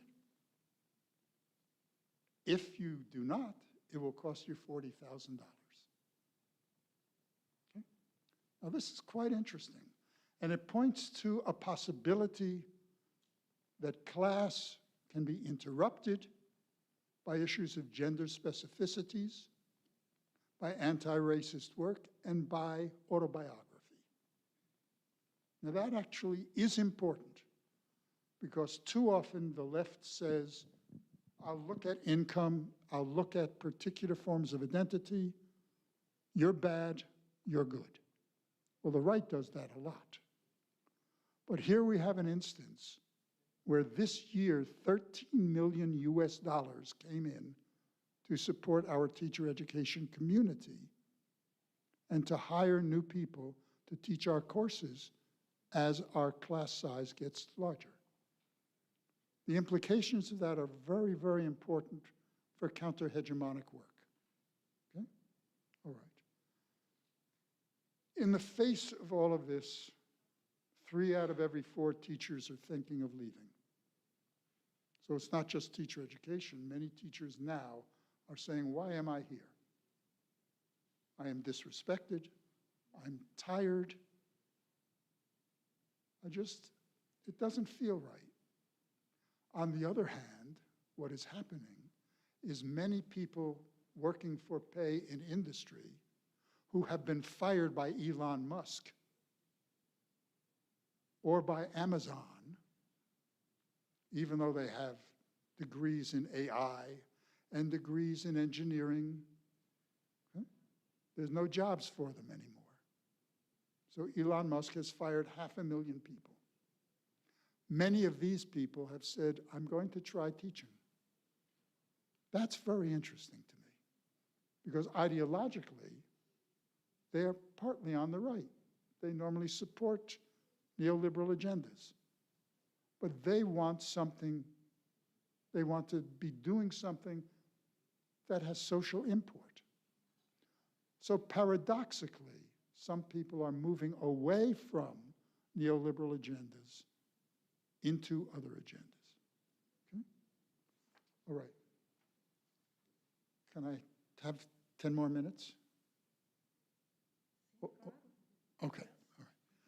These are Brazilian minutes. Now you can fire me right now. That is a US joke, as if we are always on time. So that was an imperial performance. Midnight, yes. Oh, no, yes, because that's when the pizza is coming. Okay. Yes. All right. Let me spend just a few minutes on some gains and possibilities. Okay? We have strong evidence from research exactly like what is being done here. And one of my tasks, I hope, is to make an alliance between what is going on in teacher unions and teacher and dialogic research here and elsewhere in the United States. I think that it's absolutely central that we think internationally about this. But we have immense amount of evidence of teachers as individuals and as groups who are constantly working to defend critically democratic education, working in schools and community, and actively creating curriculum and teaching that makes a real difference in teachers' lives.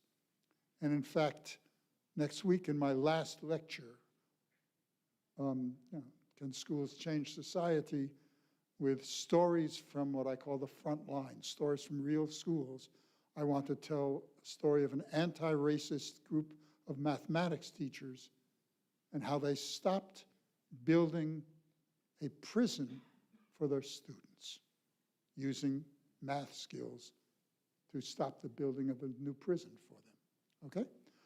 So we have immense evidence now that this is happening and that this is happening at multiple levels and multiple sites, and that there is an alliance being built between teacher education programs, math teachers, community activists, and teacher and other union activists. Okay? Those stories need to be told. So part of my agenda is to say, in order to get promoted at a university, does it have to have numbers? Does it have to be a particular stereotype of what counts as research? Does it have to be positivist? Does dialogic research count just as much? Does historical research count just as much? Are there alliances being built between here and there? Okay? The answer, I hope, is yes, and I think we have much to learn from each other about that. There's also the fact that courts are now acting back. Teacher unions are saying, we're being destroyed here. And we have won many, many court cases. That says something about our stereotypes about even conservative justices, that sometimes they can be pushed too far. Whether that happens here with Lula and some of the choices he is making for courts, that is up in the air, okay? And that is exactly what is going on in many, many nations. The right doesn't compromise. Are there necessary compromises we will make to win partial victories? I can't answer that for you. But in the United States, I am involved in one of those right now, wondering what will happen at the end, okay? But, and I'm almost done, there are teachers now using dominant tools in more democratic ways. So all those electrical things that went with COVID, all the equipment, teachers didn't have those skills before. They are now forming groups in constant conversation with each other, where teachers in one state and one city are teaching others, and we have electronic counter-hegemonic communities being built that now increasingly include community activists. Now, those tools of dominance no longer are used in the same way. They are no longer only geographic communities, but electronic communities. And I think my middle name now is Zoom, because I am called upon to Zoom once or twice a week. I like that. I need to be in contact with teacher educators all over the world, with teachers and unions and community groups, okay? And anyone at the university who comes down from the balcony and says, I need to be taught too, needs to be taught too, okay? That's just, you'll forgive me, this is common sense. Common being, let's build it together.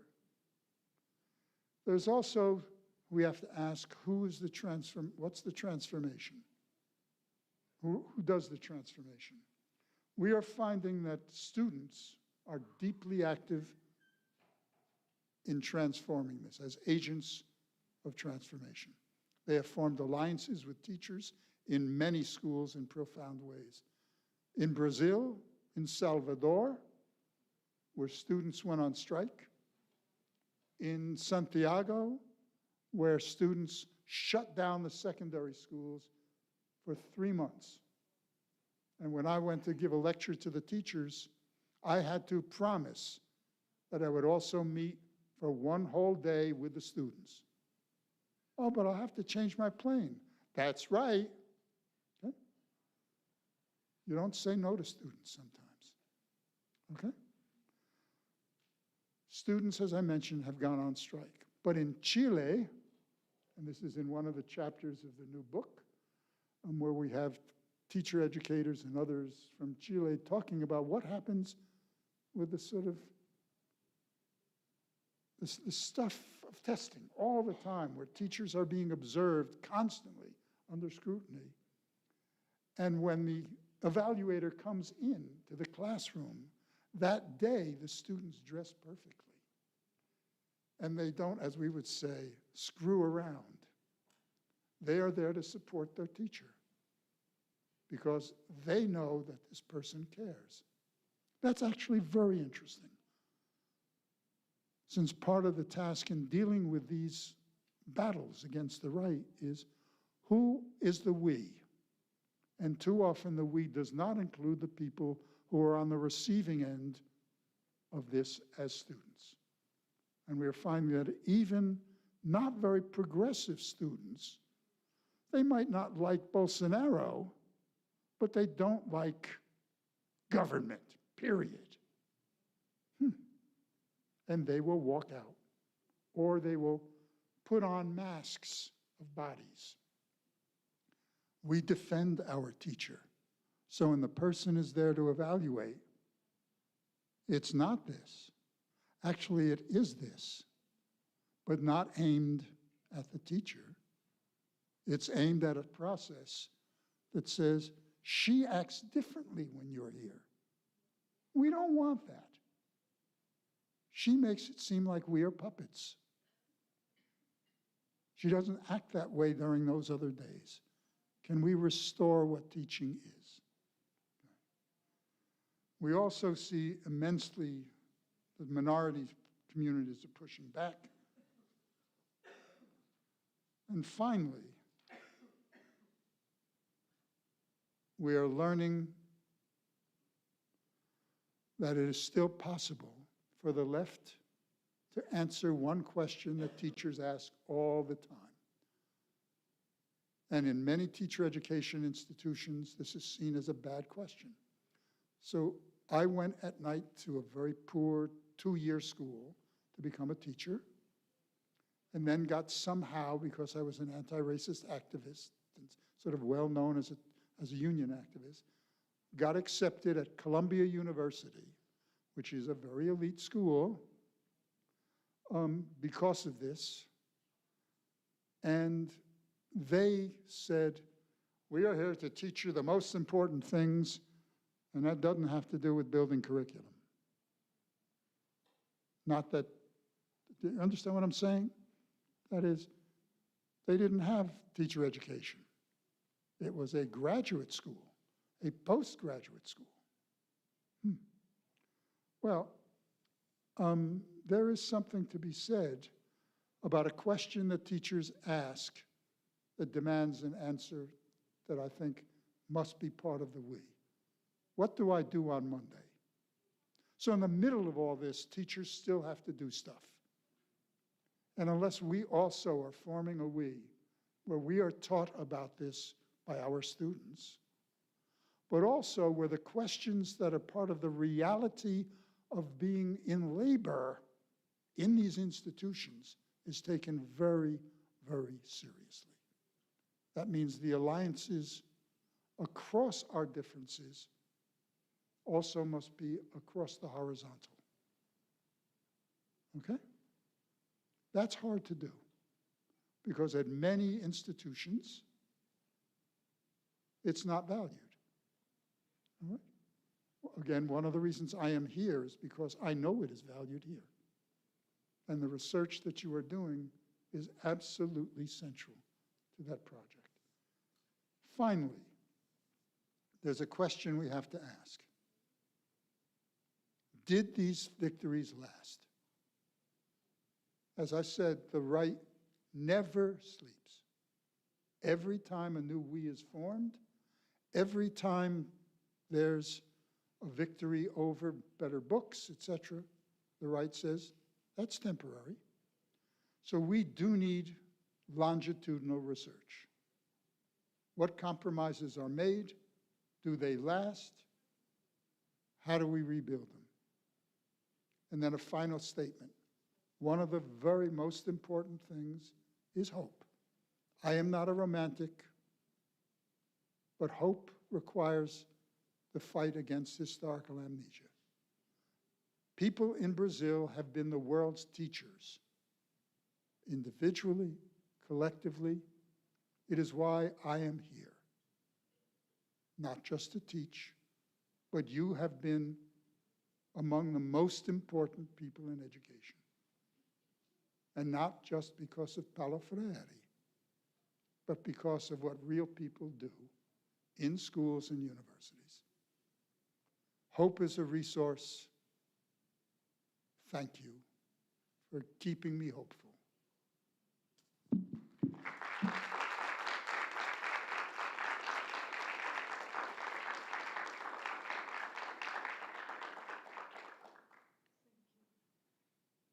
Muito obrigada. Nós que agradecemos, né? Que bom. Ok. I learned Portuguese in the meantime. Yes. Que bom que você está aqui conosco fazendo essa aula. Juntos somos mais fortes para esse enfrentamento.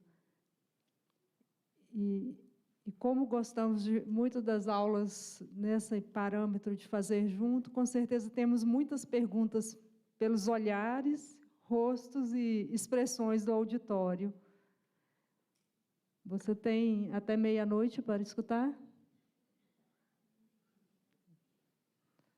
I will stay, but only if the cachaça comes down. É possível. Temos cachaça aqui do norte de Minas, do norte do Brasil e do sul do Brasil e do sul de Minas. A melhor. Então, passamos às perguntas. Vamos fazer bloco de 3, para fazermos, e ainda temos um tempinho até às 12 horas. Quem gostaria de... Então, vamos começar com Carol, Thaís, mais alguém? Carol e Thaís, eu não conheço o auditório todo, mas seja bem-vinda. Não deixem de falar o nome e a vinculação.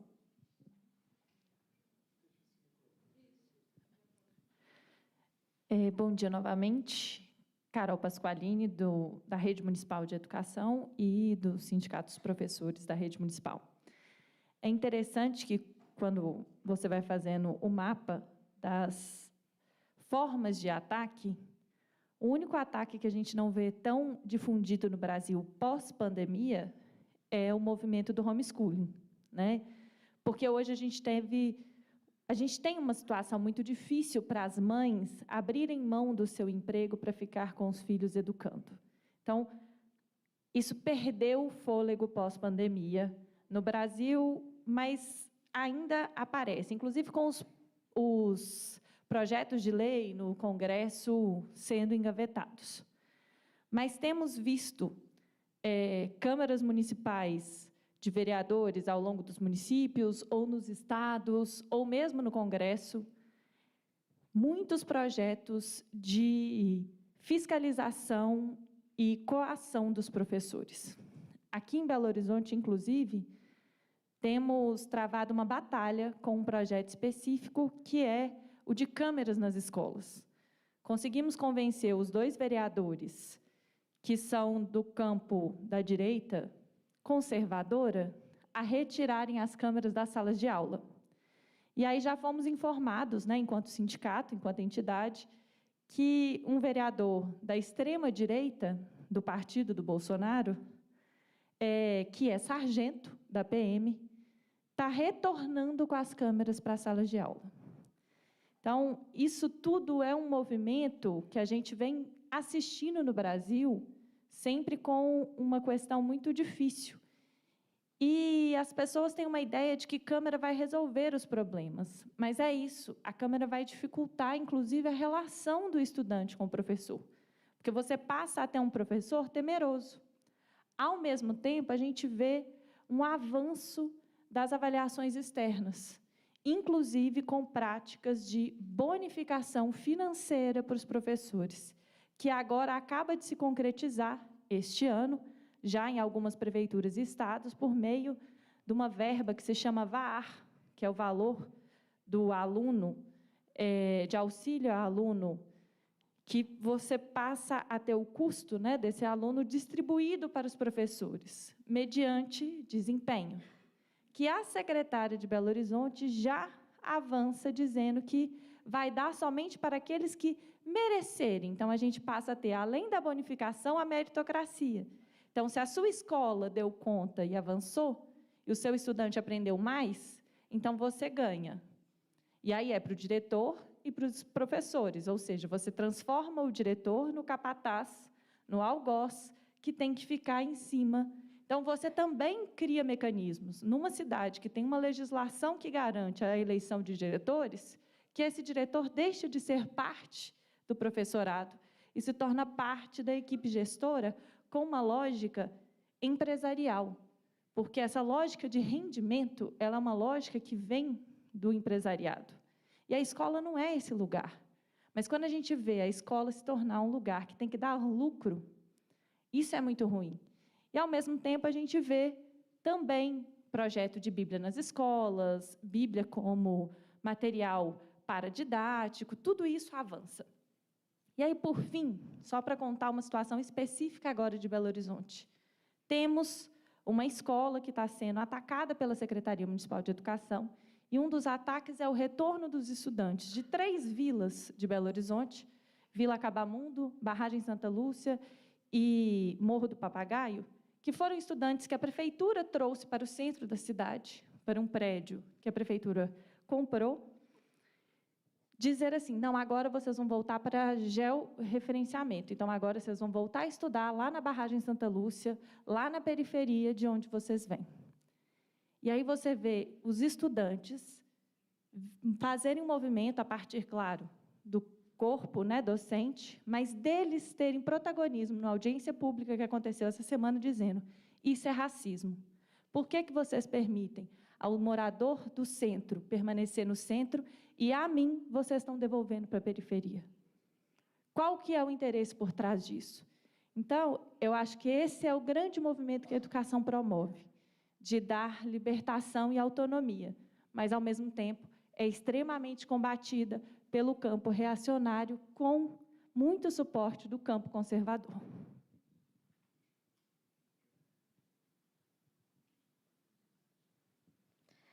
Bom dia, gente. Eu sou Thaís, professora da Rede Estadual de Belo Horizonte, né, de Minas Gerais, e também mestranda do programa de pós aqui da UFMG, da FAI.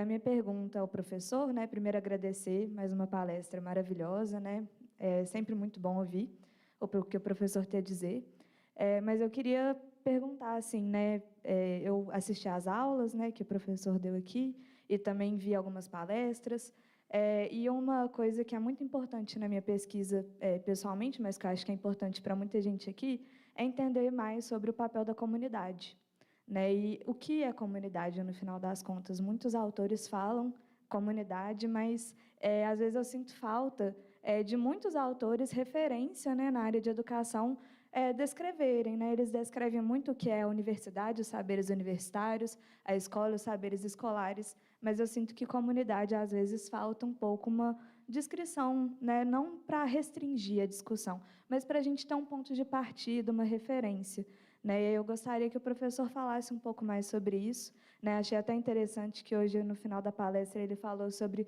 uma comunidade digital, né? Eu acho que isso é uma tendência, né, na realidade que a gente vive, e é bem interessante. Mas eu gostaria que o professor falasse um pouco mais sobre isso. Obrigada.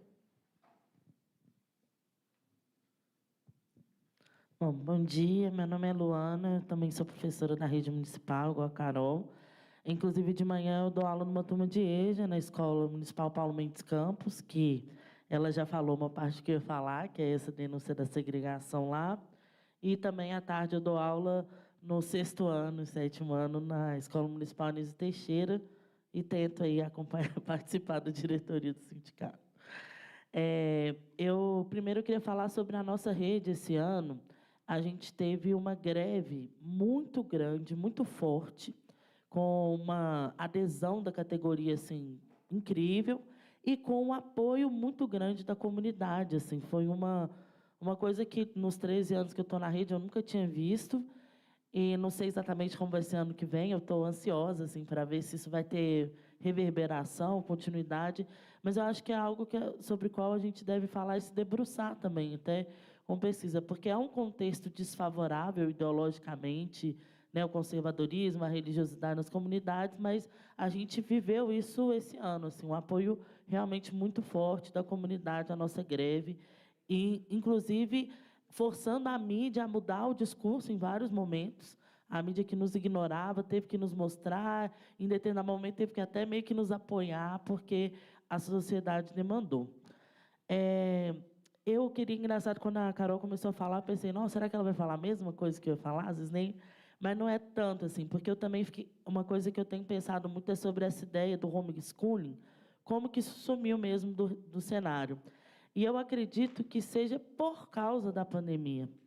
Na pandemia, né, as crianças tiveram que ficar em casa, vários pais tiveram que fazer exercícios de educação, e isso mostrou que não é qualquer um que pode ensinar, que não é tão simples. Então, isso retrocedeu em várias pautas dessa que você colocou. Então, essa realidade nos Estados Unidos, hoje, agora, no Brasil, ela não seria comprada, porque as pessoas falam, não é qualquer um que pode ensinar. Eu não posso ensinar, e não vai dar. E aí, as disputas agora vão para outros caminhos, como a Carol colocou, mas outras propostas também ficaram ameaçadas. Por exemplo, no Estado, a gente já tinha propostas de EAD no ensino básico, então, da televisão, e aí ia ser um monitor na sala com os alunos, o professor online e tal, e isso foi caindo, porque as pessoas viram, não, mas espera aí, não, tinha TV do Estado, meu aluno, mas meu filho não estava aprendendo em casa sozinho, ele precisa do professor. Então, teve um retrocesso nessas pautas, que eu acho que é importante sempre relembrar isso, porque senão as pessoas também esquecem fácil, né, e voltam a comprar os discursos antigos. E aí eu acho que é importante, porque acho que a pesquisa sobre a pandemia, né, agora dialogando com a universidade, às vezes foca muito na questão da aprendizagem, e houve outros ensinamentos, outras aprendizagens, outras mudanças, que talvez sejam muito mais interessantes da gente se apropriar delas, do que só pensar na aprendizagem dos alunos, como se houvesse uma competição fictícia entre alunos que viveram a pandemia e alunos que não viveram, porque todos viveram a pandemia. E uma coisa que eu queria perguntar é sobre essa quarta força, né, desse novo bloco hegemônico. Eu não sei se me fugiu ou se realmente não tem um nome assim para essa força, porque as outras você nomeou, né, assim, e essa não. Eu fiquei pensando, né, porque ela me pareceu também a mais difícil de identificar. E aí eu fiquei pensando sobre questões, né, os debates que a gente tem dentro da própria educação, né, entre nós, professores, essa coisa que você até comentou, da gente, né, vários colegas professores, nem colocar o filho na escola pública. Então, como é que é essa tensão entre ser um trabalhador da educação pública e, de certa forma, defendê-la, mas não defendê-la para os seus filhos?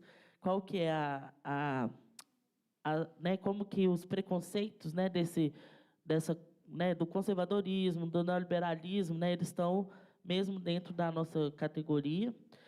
E, por último, com relação a essa questão dos professores, eu acho que é importante pensar também que, apesar de ter esse reconhecimento, não é qualquer um, a gente ainda não venceu, né, e se aprofunda a cada dia a questão de que um professor é um profissional baixo, professor de educação básica. E isso, para mim, é a base de tudo de ruim, assim. Então, a gente está falando de violência, a gente está falando disso, a gente está falando de sobrecarga dos professores, a gente está falando disso. Se a gente fala de falta de projetos nas escolas, a gente está falando de professores que têm que trabalhar em mais de uma escola, e isso é por causa do salário. Então, eu fico pensando que, às vezes, né, até no sindicato, as pessoas, às vezes, tentam fazer uma contraposição entre o que seria uma pauta econômica e pautas pedagógicas, melhoria de vida e melhoria das condições de trabalho. Isso não existe, porque o salário é fundamental para a profissão docente trabalhar com qualidade na escola. Eu acredito firmemente que, se o salário, né, melhorasse, muitas das nossas questões estariam resolvidas. Por exemplo, o distanciamento que, às vezes, a gente vê entre o ensino básico e a universidade tem a ver com isso. Porque uma pessoa vai se formando, faz mestrado, faz doutorado, para ela deixa de ser uma opção trabalhar no ensino básico. E aí isso gera também essa distância. Então, eu, né, só queria defender isso também. Obrigada.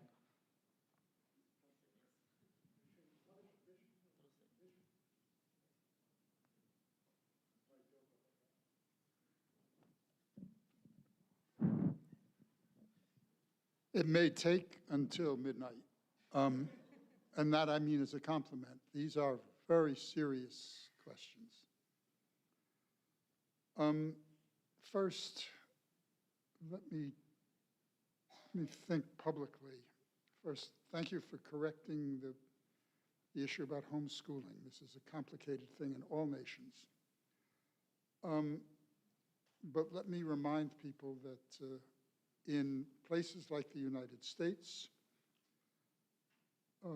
there is a history that I think actually also occurs here, and that is the not so very hidden politics of race. So public choice theory, sort of a political and economic theory that says government is its most efficient self when there are profits involved and when individual actors have choice on a market.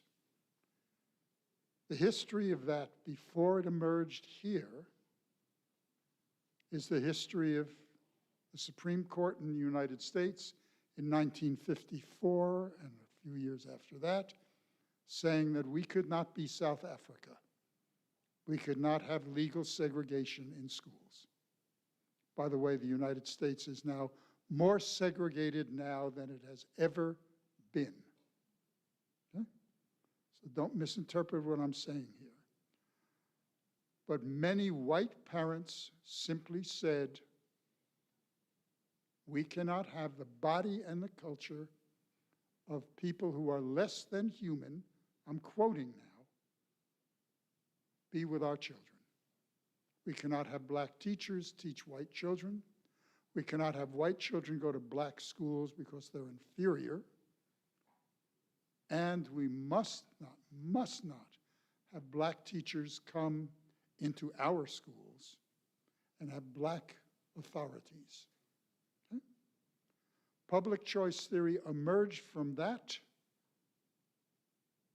as an intellectual movement that was even more radical than the neocons.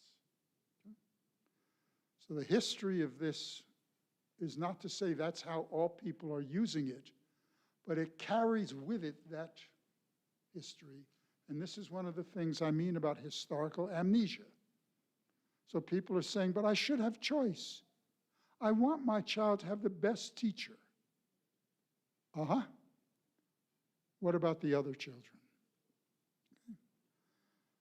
Now, that means that we have to be very cautious, though, about assuming that anyone who's doing it carries that history consciously. But how things function is not necessarily what you want them to do.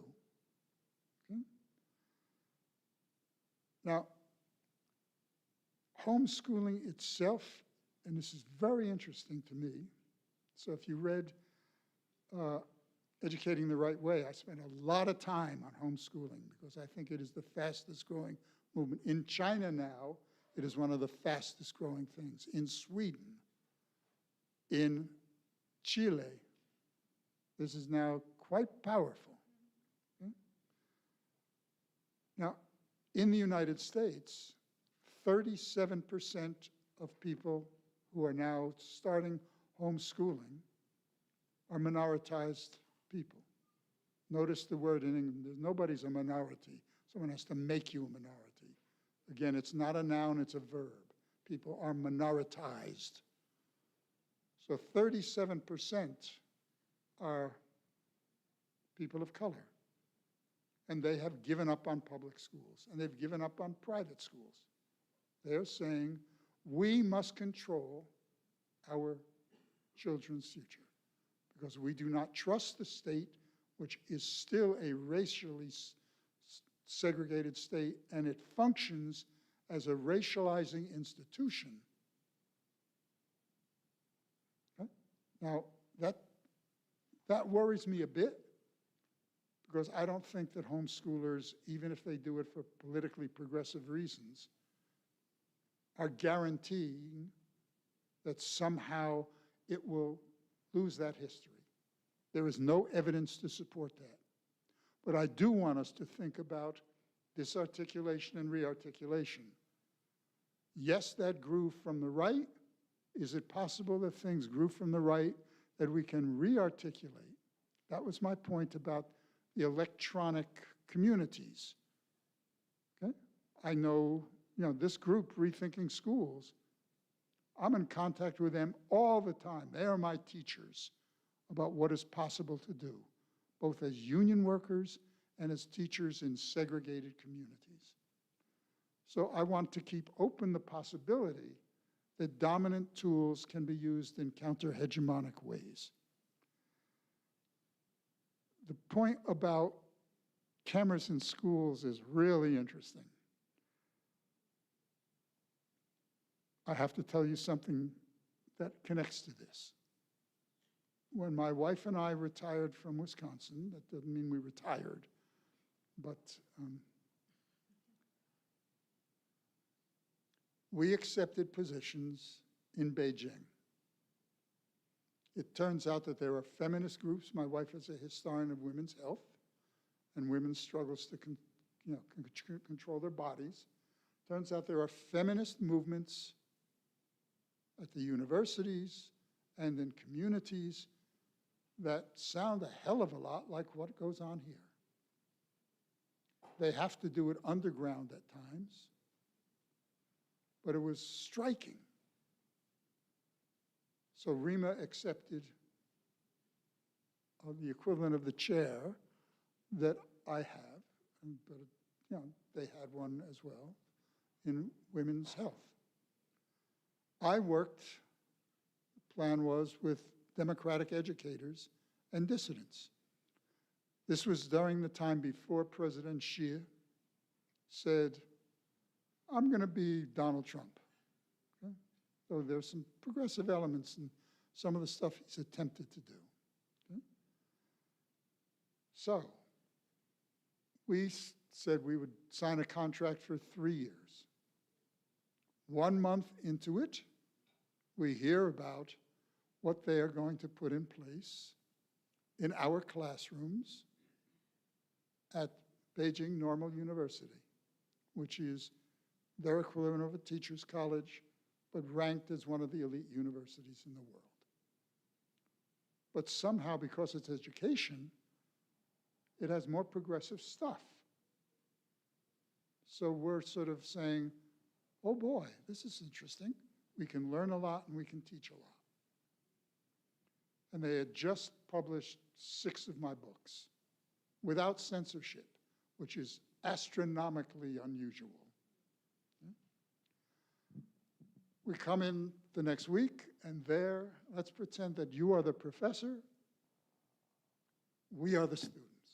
Above your head is a camera on all the time, very sensitive that it even captures students talking to each other. And over my head, our head, is a camera microphone focused on you. It is reviewed every night by a party official. So the equivalent of the director there has someone above that who's the party official director, who sometimes can be progressive. There are elements within the party that I said, well, there goes that stereotype. We resigned. We didn't even stay to collect our salary. Now that is interesting to us about salary. Rima and I do not accept any money for the multiple books we've done. And some of these books, like Democratic Schools, has sold almost 1 million copies. That would be $1 million. All of the money that I get, including what I'm getting from this great university, goes to social mobilizations, goes to teacher unions, goes to anti-racist stuff. Okay? And for Rima, to women's health organizations and organizations in support of women's control of their bodies. Okay? But it got so bad that even our friends there who were progressive said, we can't ask you to do this because if the apples do it, it makes it legitimate. So if we had gone back, we would have gotten $120,000 US that probably would have gone to places all of us in this room would say, that's good stuff. But our friends there who are struggling to build social mobilizations among students, among communities, and multiple communities say, that we will pay for that later on. Okay? Because it'll make it legitimate. So my point for saying this is, yeah, as you're talking, I'm going, this sounds too, I almost used the F word. Too effing familiar. It's an academic word. Okay. What did the translator translate on that? Don't tell me. Okay. The point, I'm sorry I'm going on so long, but these are complicated issues. They're real issues, and as well, academic in the best sense of the word. There's no doubt that the director being part of management and profit is going on internationally. There are people fighting back. But it is hard. The political economy of education now is an epistemological commitment, which is to STEM, and now in some universities, STEAM, science, technology, engineering, the arts, and mathematics. But the only reason for teaching the arts in teacher education is because you can get a job for an ad agency doing artwork. Okay? That is, the arts now lose their autonomy, it's for profit. Okay? So the murals outside are useful because more people will want to come to this university of diverse kinds, and in the United States, they will pay $40,000 for the right to come. So the arts are for profit. Okay? So what we are seeing increasingly, again, is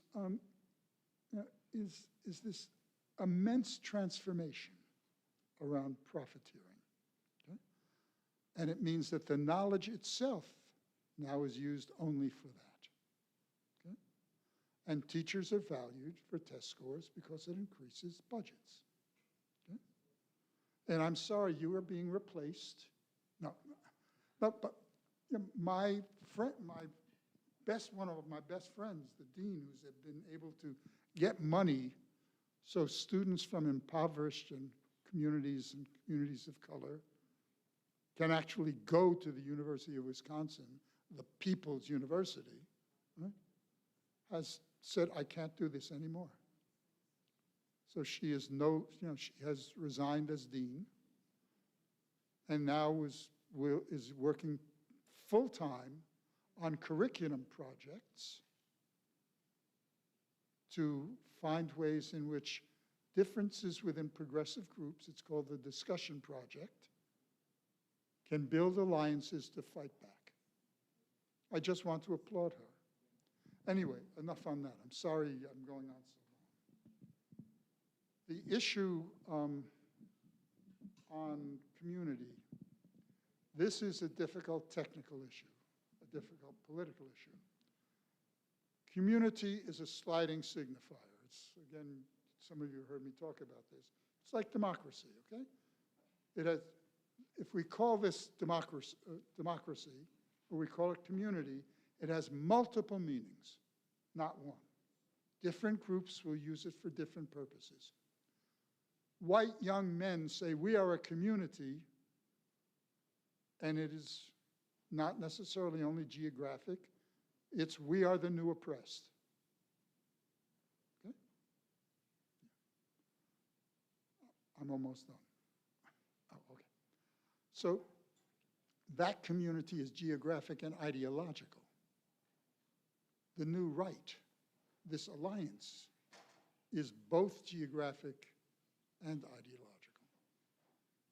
People who love Elon Musk say we are part of the bro culture. Bro meaning smart young men who deserve everything. Geographic communities are also favelas. Okay? Some of them are historical. I grew up really poor. So I have a community that is imagined but real in my motivations, which is if this is not bettering the lives of people who came from the same locale, which is even poorer now than it was before, that's my community. But I also have a community at the university, something called the Friday Seminar. So every Friday, as Alvaro knows, he was one of the leaders of it, and as Jana knows, we met every Friday where Michael had to leave my students and activists from all over the world. I had to leave my ego outside the door. Oh, Michael, another damn book. Hooray! Now can we teach you something? Okay? And that actually is very important. My community then requires me to see myself as a community of learners. Okay? So I think we have to begin to see it as a sliding signifier in which it is used for multiple purposes, often for political purposes, that can be both progressive and retrogressive simultaneously. So when I talk about hegemonic blocks, it's the formation of this strange community that usually would not get along. But compromises are made that I think we have to understand. So if you want to understand how to block the right, look at what the hell they did, because they're pretty damn smart. And I don't think we do ourselves any favor by calling them stupid. They have money, they have guns, and they're not afraid to use either one of them.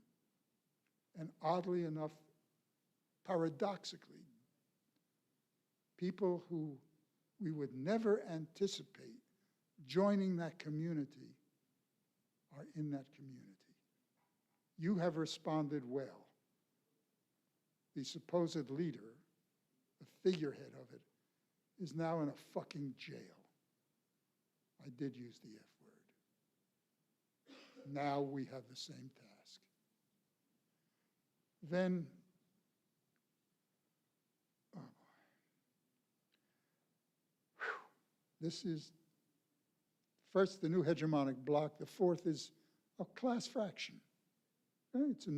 It's the new middle class with particular expertise that capital needs, even though they would say, we're anti-capitalist, or we're doing this because we love science, or we want AI because AI is better than teachers. But you need a class analysis there to say, which class do they represent? What is their cultural capital? Why is that cultural capital valued on a particular market? So what is the if you will, the cultural capital market that they use to advance their careers. It's technical knowledge, okay? It's managerial knowledge. The last part that you made, look, this will sound like I'm criticizing you. I don't mean it to be criticized, but it is a political point I want to make.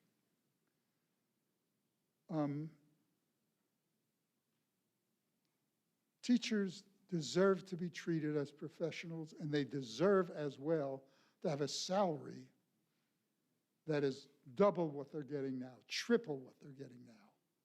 So my first experience in schools in favelas in Porto Alegre in 1985 was teachers teaching 2 jobs, one in the morning at one school, one in the afternoon at another school, and at lunchtime selling cosmetics in the teacher's lounge. They could not survive unless they were also salespeople. That still goes on. Right? So there's 3 jobs, and then going back in the community and also doing jobs there. Okay?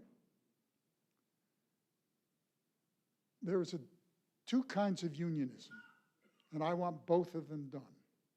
One is what is called industrial unionization, which says you're a worker, you deserve a union, you deserve respect, and you have the right to say this, to walk off the job. You must be treated as if you personally are irreplaceable. Okay? So that's one of your points that I think is absolutely central, and I don't think it's enough. We live in a racial state. Brazil is one of the most racial states in the world. Okay? That doesn't mean that it accepts it. When I'm in Salvador, it feels different than when I'm in Porto Alegre. Okay? But some of the gains that we're making, that I talk about, okay, are of an industrial union saying, in order for us to win, we have to form an alliance with oppressed communities. Some of us are members of those oppressed communities, but we have to engage in what is called social justice unions.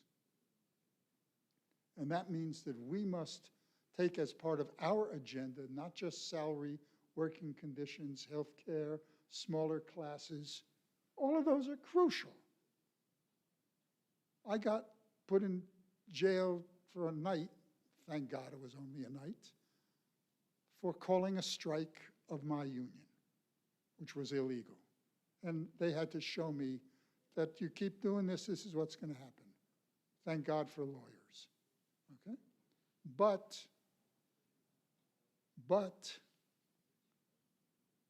there are things that need to be done. Some of the things that have provided support for industrial unionization is saying we will fight for these things as unions, but we will also fight for the needs of oppressed people in favelas. And one of my favorite stories is the story of Chicago. Some of you have heard about this already. It is the city whose mayor is the president of the former president of the Teachers Syndicate, one of the most radical teachers' unions in the United States. And he said, you're going to lose the strike, right? Because the city council is saying it wants gentrification. It wants people who have moved to the suburbs moving back into the city with their big salaries, and we will build condominiums for them at $500,000, and we will close the schools that black and brown and Hmong people go to, and build new schools that look like they are private schools. And we'll send poor black and brown and Asian kids back to the slums. Does this sound familiar? Okay. So the union said, we will form an alliance. And what do you need us to support? And that was what they asked the community. What do you need?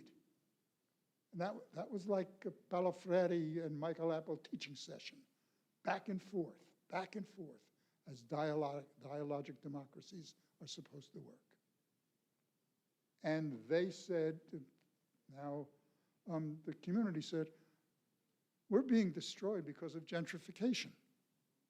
We're losing our houses. They're tearing down our apartments.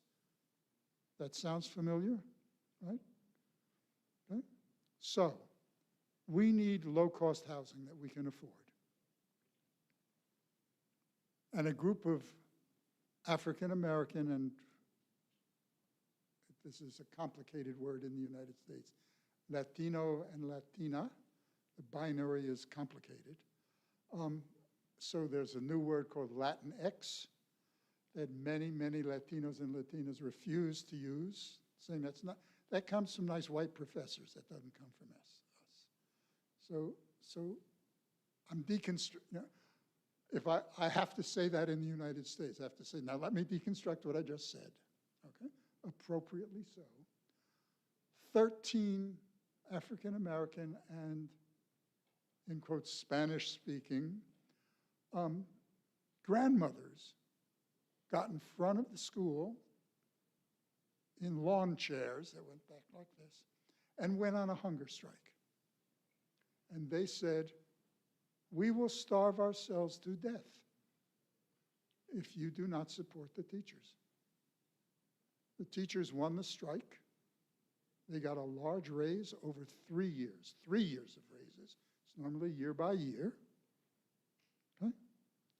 They won a program of grow your own teachers, that teachers who are working in the schools, perhaps in the lunchrooms, or as teacher aides, or as crossing guards in these dangerous things, could learn how to be a teacher over a 6-year period and be certified and licensed as teachers. That's really interesting stuff. Okay? So the combination of industrial unionization and social justice unionization formed a community that is a model for what I believe in. Okay? So these are the kinds of things that I want us to try and do to solve these pressing problems. They have epistemological connections with political economy. They teach me as an academic and as an educator what is possible, but I also want to know what happens with the victory, what happens next. We know that some things will live. And in this book, one of more recent books, a book called The Struggle for Democracy in Education, stories from reality, we go in a number of the schools that have formed this alliance with local poor communities and ask, what's happening? So we followed this school for 10 years. I think that what I would add to the research agenda here, one of the things is, you're doing such important work. We need to not step back, but we need to know what are the struggles, what are the compromises, which compromises are worth it, and did you last? Because we need you to last. I'm sorry for going on and on about these questions, but these kinds of questions are central not only for writing, but for thinking about what should we do when we redefine the we so that we are both teachers and learners simultaneously. Okay?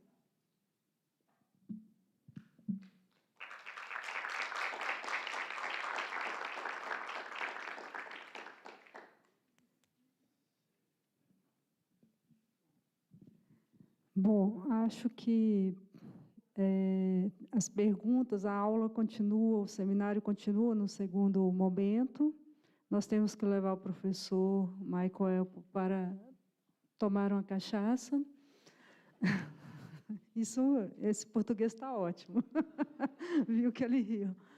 E agradeço a presença de todos, né, e a presença não só física, mas a gente vê toda a atenção, e com esse espírito que todos voltem pontualmente às 14 horas para darmos continuidade a esse seminário.